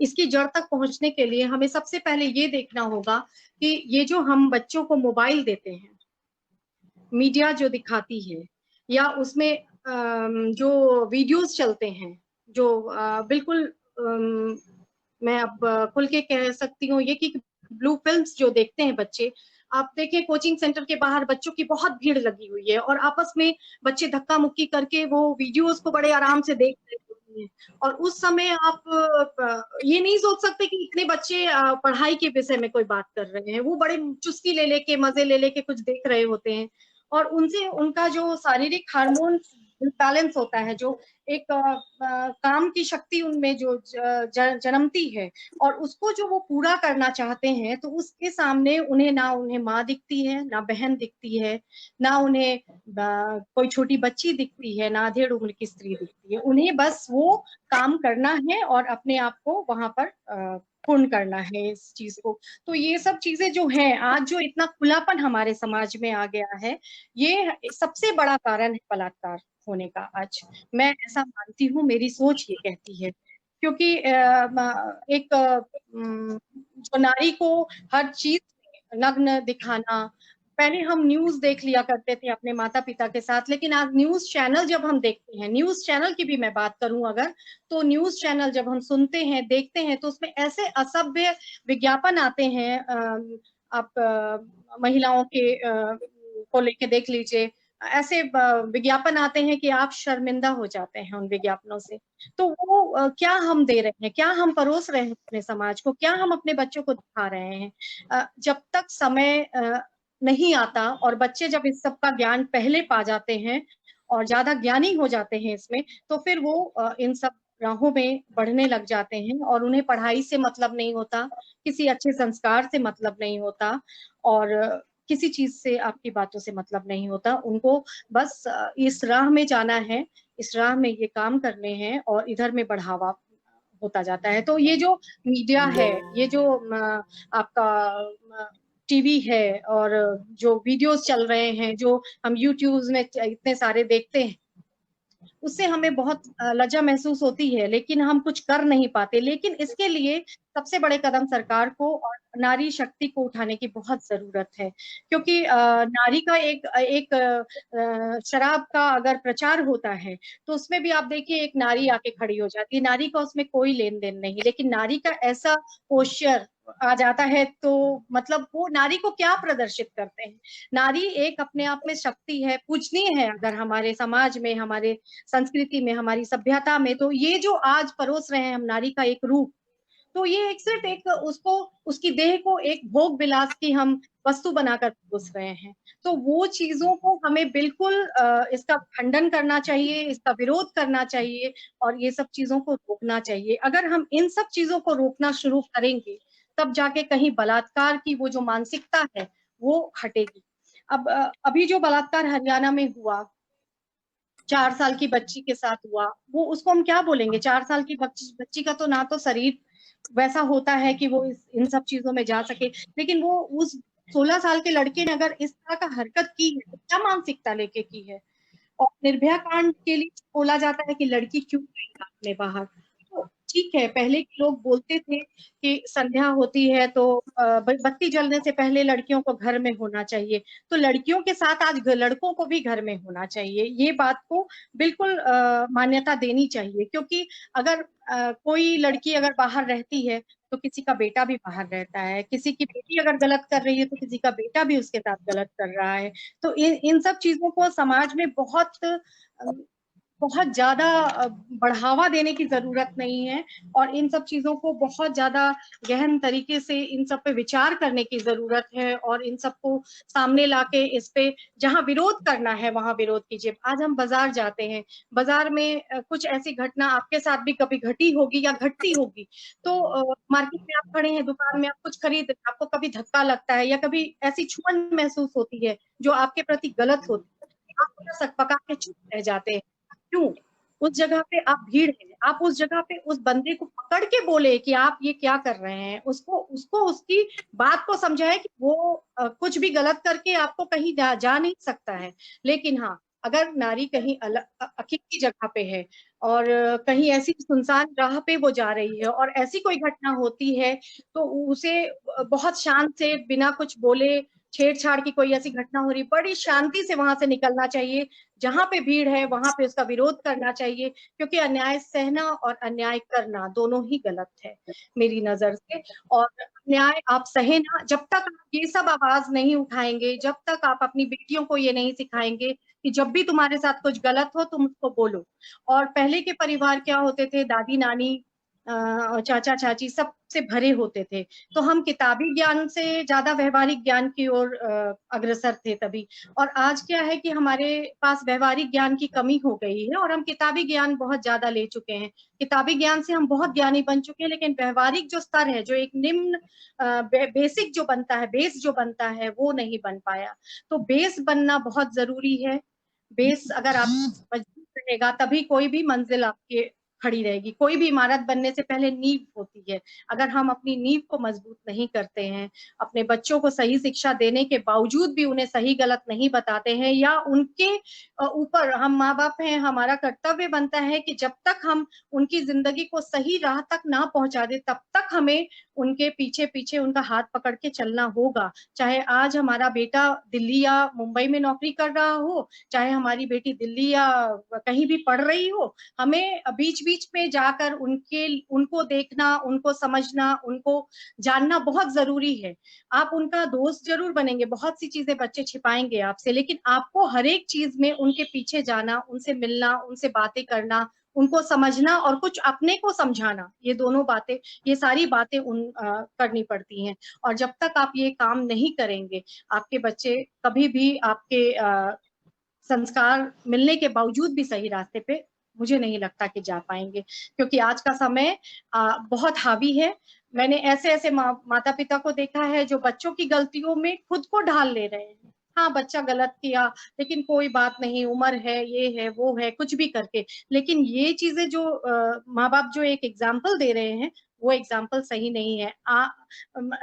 मेरे पापा हमेशा ये कहा करते थे कि दुनिया में आप सबसे जीत सकते हैं, लेकिन आप हारेंगे तो सिर्फ अपनी औलाद से हारेंगे।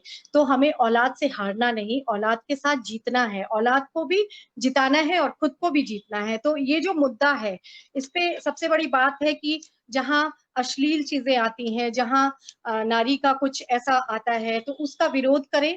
कुछ आपके साथ अन्याय होता है या किसी के साथ अन्याय होता आप देखें तो आप तुरंत उसका विरोध करें।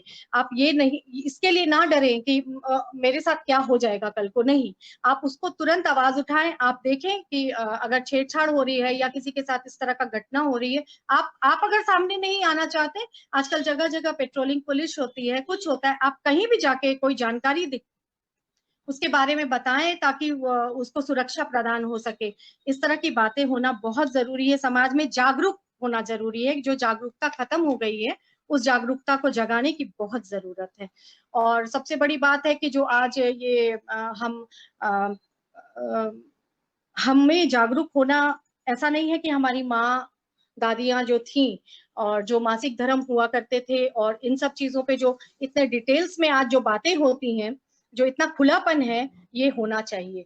शिक्षा देनी और उस पे सुरक्षा एक अलग मुद्दा होता है, और इस पे कई सामाजिक संस्थाएं जाके काम करती हैं, समझाती हैं। और ये जरूरी नहीं है कि टीवी मीडिया में आप इस पे बात करें बहुत खुलेआम तो आप बहुत अच्छा कर रहे हैं। आप कितनों के लिए कितनी रास्ते खोल रहे हैं और आप बता रहे हैं कि ये क्या है और इससे कहां से कहां तक आप पहुंच सकते हैं। तो जब मैंने ये पैडमैन आई थी, तो मैंने जब देखा कि दिल्ली यूनिवर्सिटी में स्टूडेंट थे, ना वो हस्बैंड थे ना वो वाइफ थे, लेकिन दिल्ली यूनिवर्सिटी में जब इस पे चर्चा हो रही थी, और चर्चा क्या बोलूंगी, इंटरव्यू लिया जा रहा था एक मीडिया कर्मी के द्वारा, तो वहां पे ये सवाल पूछे जा रहे थे कि जब आपकी गर्लफ्रेंड 3-4 दिन अनमने ढंग से रहती है तो आपको कुछ महसूस होता है, या जब आपकी गर्लफ्रेंड 4-5 दिन आपसे नहीं मिलती है तो आपको कुछ महसूस होता है। तो ये सब जो बातें हैं, ये सब जो नग्नता आ गई है हमारे समाज में, ये बहुत बड़ा कारण है आज रेप होने का। और सबसे बड़ी बात है कि इसमें बहुत से बच्चे तो बच जाते हैं जो अपनी सुरक्षा कर लेते हैं, या जो थोड़ी चालाकी से निकल जाते हैं वो तो बच जाते हैं, लेकिन इसमें जो छोटे छोटे बच्चे हैं वो पिस जाते हैं, या बहुत निचली तबके के जो मजदूर हैं और ग्रामीण तबके की बच्चियां हैं, जैसे अभी हाथरस की लड़की का कांड हुआ, या जो 4 साल की बच्ची पिस गई, वो क्या है, ये मानसिक विकृति है। ये मानसिक विकृति है आपकी, जो आप कुछ ऐसा देख के आए, आप में कुछ ऐसे कामोत्तेजना हुई और आपने उस बच्ची को बर्बाद कर दिया। तो ये जो मानसिकता आ गई है, ये जो खुलापन आ गया है, समय से पहले सब कुछ जानने की इच्छा या सब कुछ परोस दिया गया है, इससे बचना बहुत जरूरी है। और जब तक हम इसके लिए जागरूक नहीं होंगे और अन्याय के खिलाफ आवाज नहीं उठाएंगे, और किसी को गलत होता देखकर अगर हम अपनी आवाज बुलंद नहीं करेंगे, तब तक हमारा कुछ भी इस विषय पे कहना या करना बहुत व्यर्थ होगा।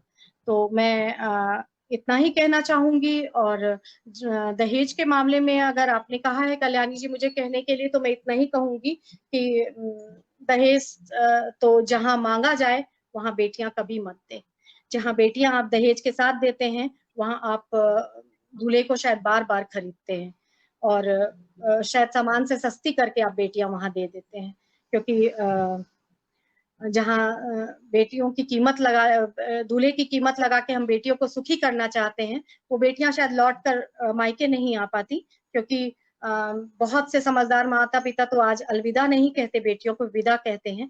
लेकिन बहुत सी ऐसी परिस्थितियां होती हैं जहां बेटियां लौट नहीं पाती, और बेटियों के लिए कोई सुरक्षित गृह नहीं होते कि वो जाके अपना जीवन ससुराल से छोड़ के या मायके से छोड़ के वहां जाके रह सके और अपना जीवन बिता सके। तो उनके लिए बहुत बुरी स्थिति हो जाती है, ना वो जीने लायक होती हैं, और वो फिर कुछ ऐसा गलत कदम उठाती हैं, या ससुराल वाले कुछ ऐसा उनके साथ कर देते हैं जिससे ऐसी घटनाएं सामने आती हैं। तो हमेशा दहेज एक ऐसी कुरीति है हमारे समाज की, जिसके खिलाफ तो हर स्त्री को जरूर कहना चाहिए।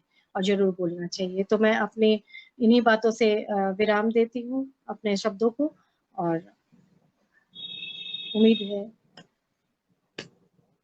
जी मोना बग्गा जी, आपने मीडिया, मोबाइल और जो खुलापन इसको ला करके और घर में भी माता पिता को आपने सचेत किया, जागरूक किया।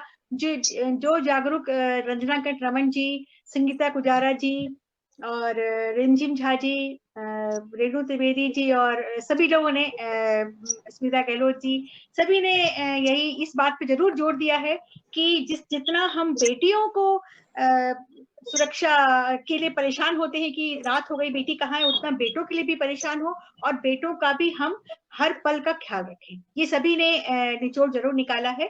और फिर भी मैं एक बात जरूर कहना चाहूंगी, ये सब सही है जितने भी हमने परिचर्चा की है, पर एक बात कानून के लिए बहुत जरूरी है, जो तुलसीदास ने रामायण में बहुत सदियों पहले कह दिया था, भय बिनु होय न प्रीति। जब तक हमारे समाज में कानून का भय नहीं होगा कि ये गलत है, इसे करने से हमें सजा मिलेगी, ये गलत है इसे नहीं करना है, तो इसीलिए एक कानून का एक कड़ापन होना, एक कानून सही होना बहुत जरूरी है और उसका एक डर होना भी बहुत जरूरी है। सरकार को सबसे पहले कदम उठाने पड़ेंगे, क्योंकि सरकार को सबसे पहले कदम उठाने पड़ेंगे। सरकार यदि कड़े कदम नहीं उठाती है, सरकार यदि कड़े कदम नहीं उठाती है तो इसका समाधान नहीं हो पाएगा। जी वही कहना चाह रही हूँ। जी वही ये हम सब कुछ होते हुए भी कानून का सही होना, उसका डर होना बहुत जरूरी है। और अब मैं आज की हमारी मुख्य अतिथि को आमंत्रित करती हूँ, आदरणीय सारिका भूषण जी। और एक बात जो मेरे छूट गई कहीं कहीं रहते, जिसकी जो मैं चाह रही थी कि आज 21वीं सदी में महिलाएं कंधे से कंधा मिलाकर काम कर रही हैं।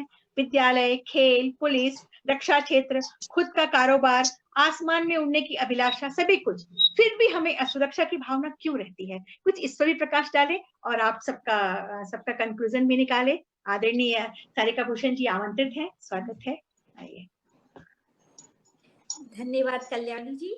और एक बार मैं फिर से प्रेरणा दर्पण जो साहित्यिक एवं सांस्कृतिक मंच है, उसका मैं हार्दिक आभार ज्ञापित करती हूँ कि आज आपने इतनी महत्वपूर्ण विषय पर ये परिचर्चा रखी।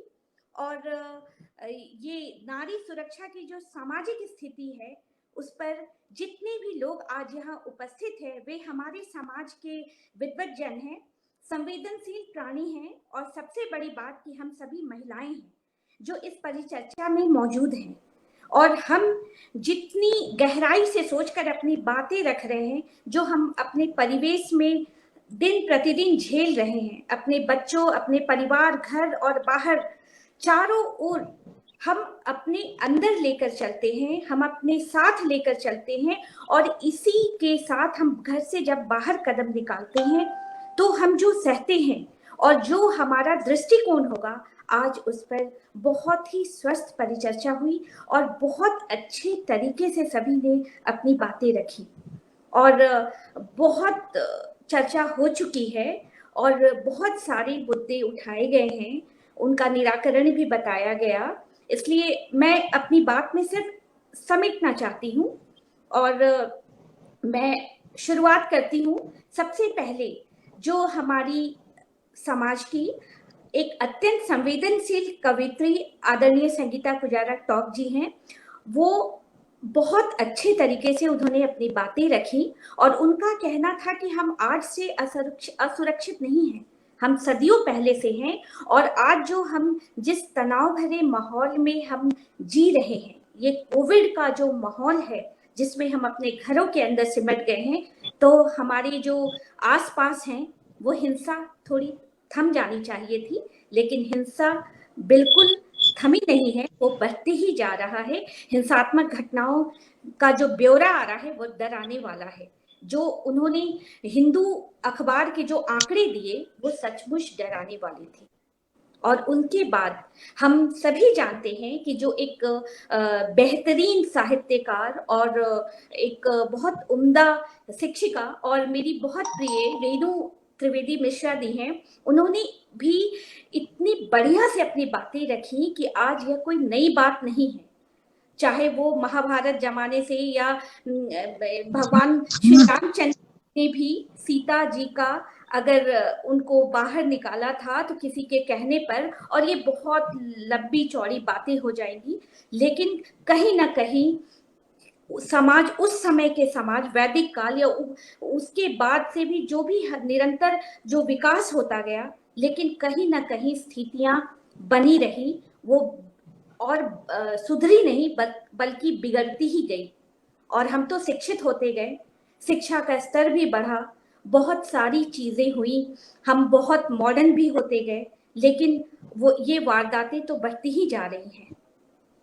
और ये डॉक्टर रंजना कंठ जी ने भी वही बातें बहुत अच्छे तरीके से कही कि ये आज की बात नहीं है, और जिस जमाने में प्रेस मीडिया नहीं हुआ करता था वहां भी ऐसी घटनाएं, वो अत्याचार और बलात्कार उस समय भी बहुत होते थे।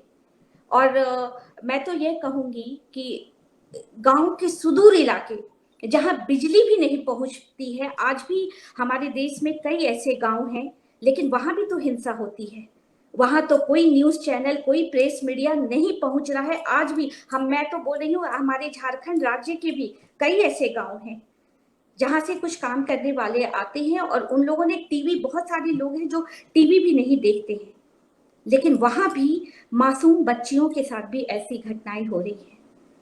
तो ये हर जगह वो बात नहीं लगती है, बहुत सारे दृष्टिकोण हैं, बहुत सारी बातें हैं। ये मुझे तो लगता है कि सबसे बड़ी बात है मानसिक विकृति, यही सबसे ज्यादा आज के डेट में जिम्मेदार है, ये कुंठित मानसिकता। और ये आज नाबालिग बहुत ज्यादा, आज जो आंकड़े हमारे पास आते हैं, अगर हम पुराने समय से मिलाएंगे तो आज से तकरीबन 30-40 साल पहले अधेड़ जो ये क्राइम करते थे उनकी संख्या बहुत ज्यादा थी, और आज नाबालिगों की संख्या बहुत ज्यादा है जो ये क्राइम करते जा रहे हैं, ये घिनौने अत्याचार कर रहे हैं। और बहुत दुख की बात है कि जो वृद्ध लोग हैं, जिन्हें हमारे समाज को एक संस्कार देना चाहिए, एक दिशा देनी चाहिए, वो लोग भी ऐसे घिनौने काम कर रहे हैं। तो कहाँ गई उनकी शिक्षा, कहाँ गए उनके जीवन के अनुभव? वो क्या रिश्तों के पाठ पढ़ाएंगे, वो क्या सिखाएंगे? और सचमुच ये डराने वाली बात है। और उन्होंने बहुत अच्छे तरीके से बात रखी, और डॉक्टर स्मिता गहलोत भी बहुत सारी बातों को उन्होंने समेटा, लड़के लड़की उन सभी को बोले कि उन सभी को एक साथ एक मर्यादा में रखने की जरूरत है। मर्यादा की रेखा दोनों के लिए बहुत जरूरी है।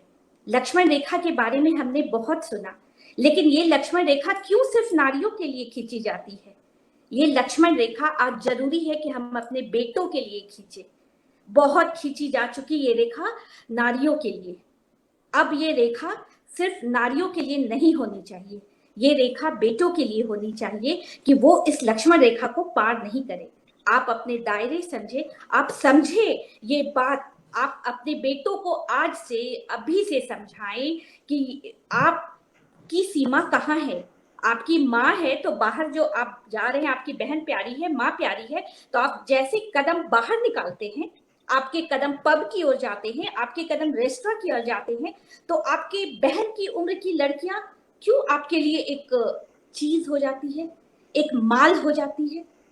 आज के आप बच्चों की बातें सुनिए, ये क्यों, ये दृष्टिकोण क्यों बदल रहा है? तो कहीं ना कहीं हम भी जिम्मेदार हैं, हमें ये लक्ष्मण रेखा उन्हें बतानी होगी कि आप आपकी मानसिकता, आपकी शिक्षा आप समझें कि क्या उचित शिक्षा है, और ये शिक्षा सभी के लिए बराबर है। ये लड़कियों के लिए अलग, लड़कों के लिए अलग नहीं होती है। और एक कहावत है ना कि सुबह सवेरे हम अपने घर में भजन अगर बजाते हैं, जैसे मैं भी हर दिन अपने घर में भजन बजाती हूँ, मेरा बेटा ऊपर से उतरता है, वो बोलता है मम्मी क्या बजा रही हो, लेकिन वो एक दिन रिएक्ट किया, 2 दिन रिएक्ट किया, और तीसरे दिन से उसे भी अच्छा लगने लगा। वो 15 दिन बाद मुझसे पूछ रहा है कि ये कौन सा भजन है, ये कब? तो वो अगर वो संदर्भ जानना चाह रहा है, आप अपने माहौल में एक सकारात्मक घेरा बना रहे हैं, आपकी परिधि अगर सकारात्मक है, तो उसके अंदर कुछ सकारात्मक बातें ही पैदा लेंगी। बहुत जरूरी है कि ये शिक्षा हम शुरू करें एकदम अपने घर और परिवार से। और मैं आपको बता दूं कि मैं लगातार अपने जो भी दर्शक हैं उनके भी कमेंट्स में बिल्कुल पढ़ते जा रही थी। जैसे अभी मेहरा साहब ने कमेंट्स किया और लगातार उन लोग बहुत अच्छे अच्छे कमेंट्स आए हैं। मैं बता रही हूँ कि हमारी एक दर्शक सुनीता पुनिया जी हैं और वो बिल्कुल सही बात कह रही हैं कि परिवार, बहुत सारे परिवार आज है जो डर से नहीं बताते हैं। आज आप बताइए ना, मैं बोल रही हूँ आप सिर्फ अपनी 10 सखियों को लीजिए, आप पता कीजिए आज भी चाहे वो किसी भी वर्ग की हो, बहुत शिक्षित हैं, लेकिन आप किसी न किसी घरेलू हिंसा के शिकार हैं।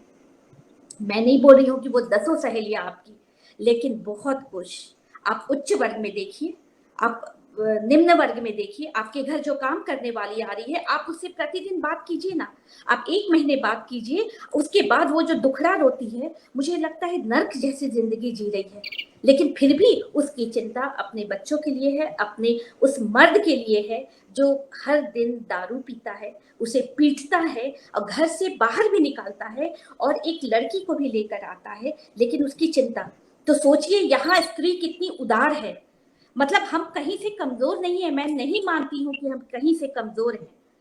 जहाँ देवी दुर्गा एकदम, यहाँ जितनी भी शक्ति का पर्याय है हमारी देवियां हैं, और उस देश में हम इस तरह बात करेंगे कि हम डर के हैं? नहीं, हमें कहीं ना कहीं तो सोचना ही होगा।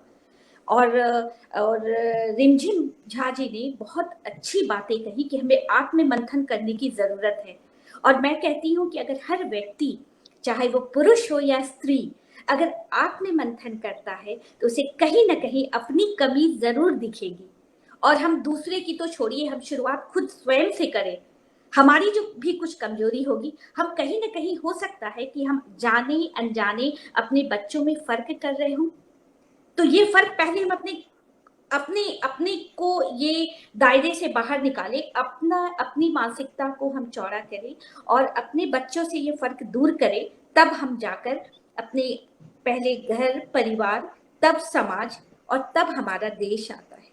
और अगर ये बातें, ये एक सकारात्मक कार्य अगर हम खुद से स्वयं करके शुरू करके, परिवार से शुरू करके, तो देश तक कुछ न कुछ तो जरूर पहुंचेगा। ये अंशदान ही रहेगा, लेकिन ये बहुत सशक्त ये कार्य रहेगा। और उसके बाद मोना बग्गा जी ने बहुत सारी बातें बताई और मैं भी सहमत।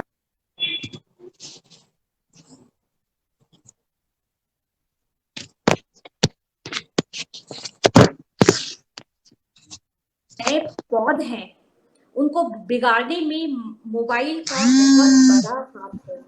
लेकिन मैं पूछती हूँ कि वो सुदूर इलाकों में, गांव में अगर उतना नहीं जा रहा है मीडिया, या इतना नेट जहाँ नहीं है, क्या वहाँ हिंसा नहीं हो रही है? क्या वहाँ घिनौने कृत्य नहीं हो रहे हैं?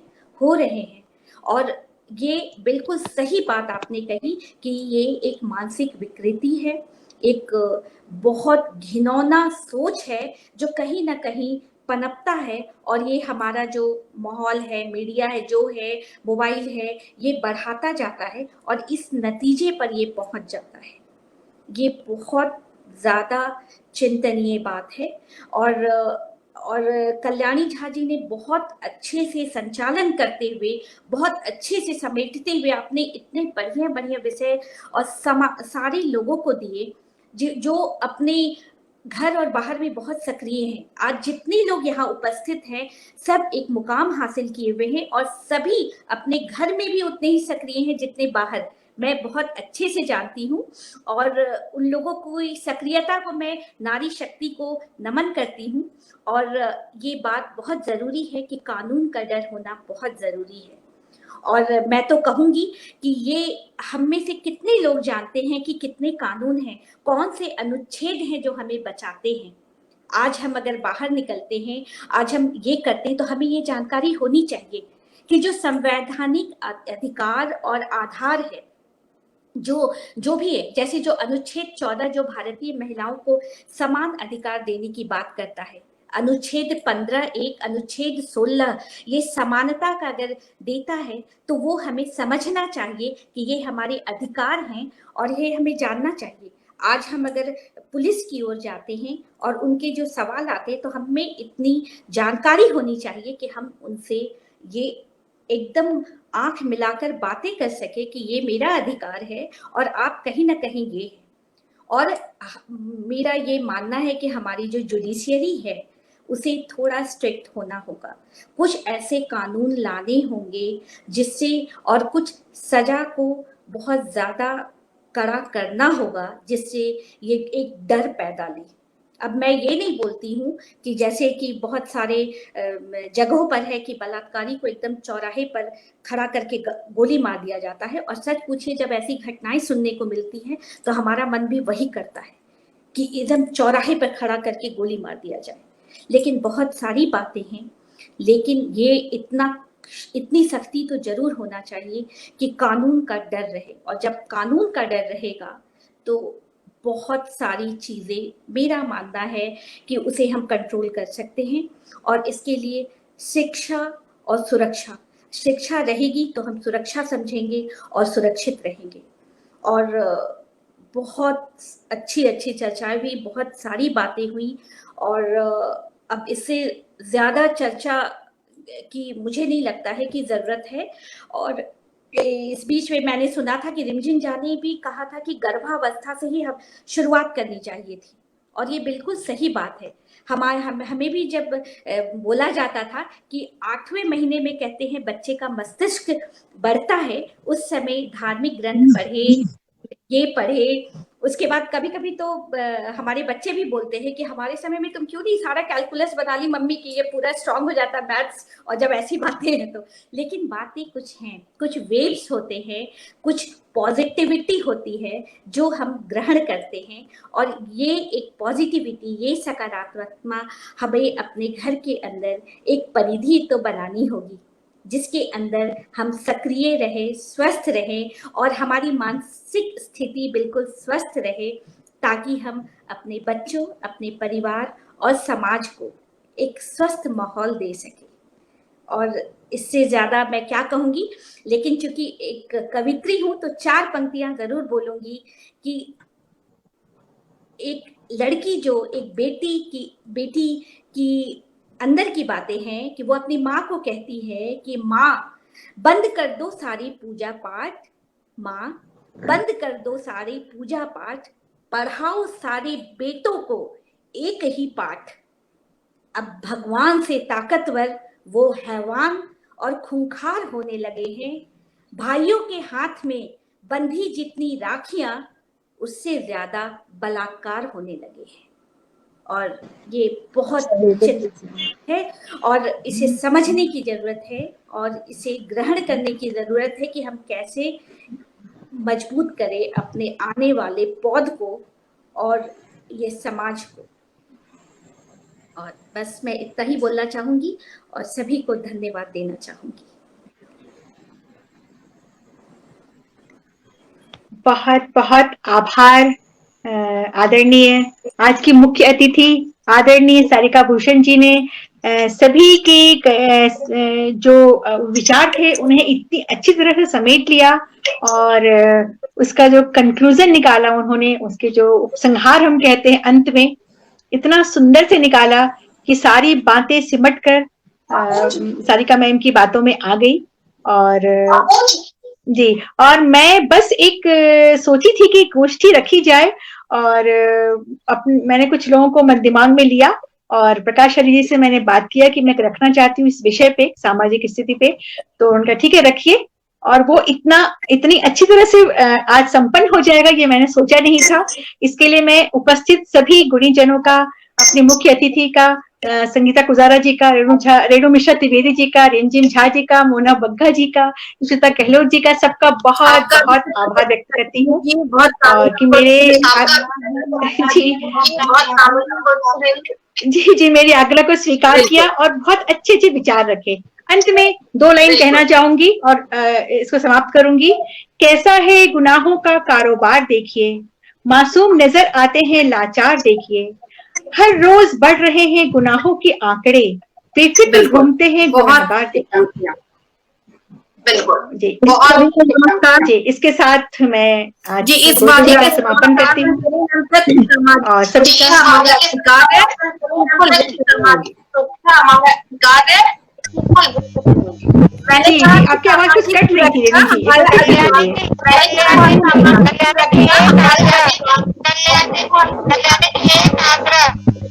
जी जी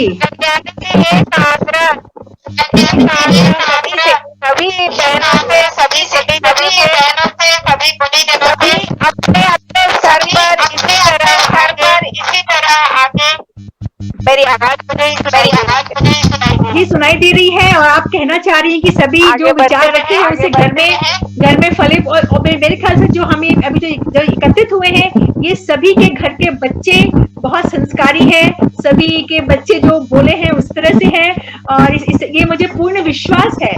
और मेरे घर में आप चले जाइए, अगर मेरे घर में तो मेरा बेटा आपको ज्यादा काम करते हुए दिखेगा, बहू कम करते हुए दिखेगी, पर मुझे बहुत खुशी होती है। तो ये इसी तरह का विचार मेरे ख्याल से हम उपस्थित सभी महिलाओं की है, क्योंकि मेरी बहू दोनों वर्किंग है तो करना ही पड़ेगा और मुझे बहुत खुशी होती है इसको देख करके। तो मेरे ख्याल से यहाँ उपस्थित सभी जो भी महिलाएं हैं इसी विचार के साथ यहाँ पर कि वो बेटा है वो बेटी है। जी जी क्योंकि मेरे पति मेरा बहुत साथ देते हैं। समाज का निर्माण करेंगे। जी जी जी और अब अंत में आज की अध्यक्ष इस दर्पण की प्रेरणा दर्पण समूह की अध्यक्ष कीर्ति काले जी, उपाध्यक्ष ओम प्रकाश कल्याणी जी, महासचिव हरिप्रकाश पांडे जी का एक बार फिर से बहुत बहुत आभार व्यक्त करती हूँ। वो सभी उपस्थित थे और वो अपनी प्रतिक्रिया भी दे रहे थे। बहुत व्यस्तता भरी जिंदगी के बीच भी सारिका भूषण जी भी इतनी व्यस्त रहती हैं, अभी तो संपादन में भी लगी हुई है, फिर भी उन्होंने मुझे समय दिया। और आप सभी व्यस्त हैं, जितनी महिलाएं यहाँ सभी बहुत व्यस्त हैं और आप लोगों ने मुझे समय दिया। मैं एक बार फिर से आप सबका बहुत बहुत आभार व्यक्त करती हूँ।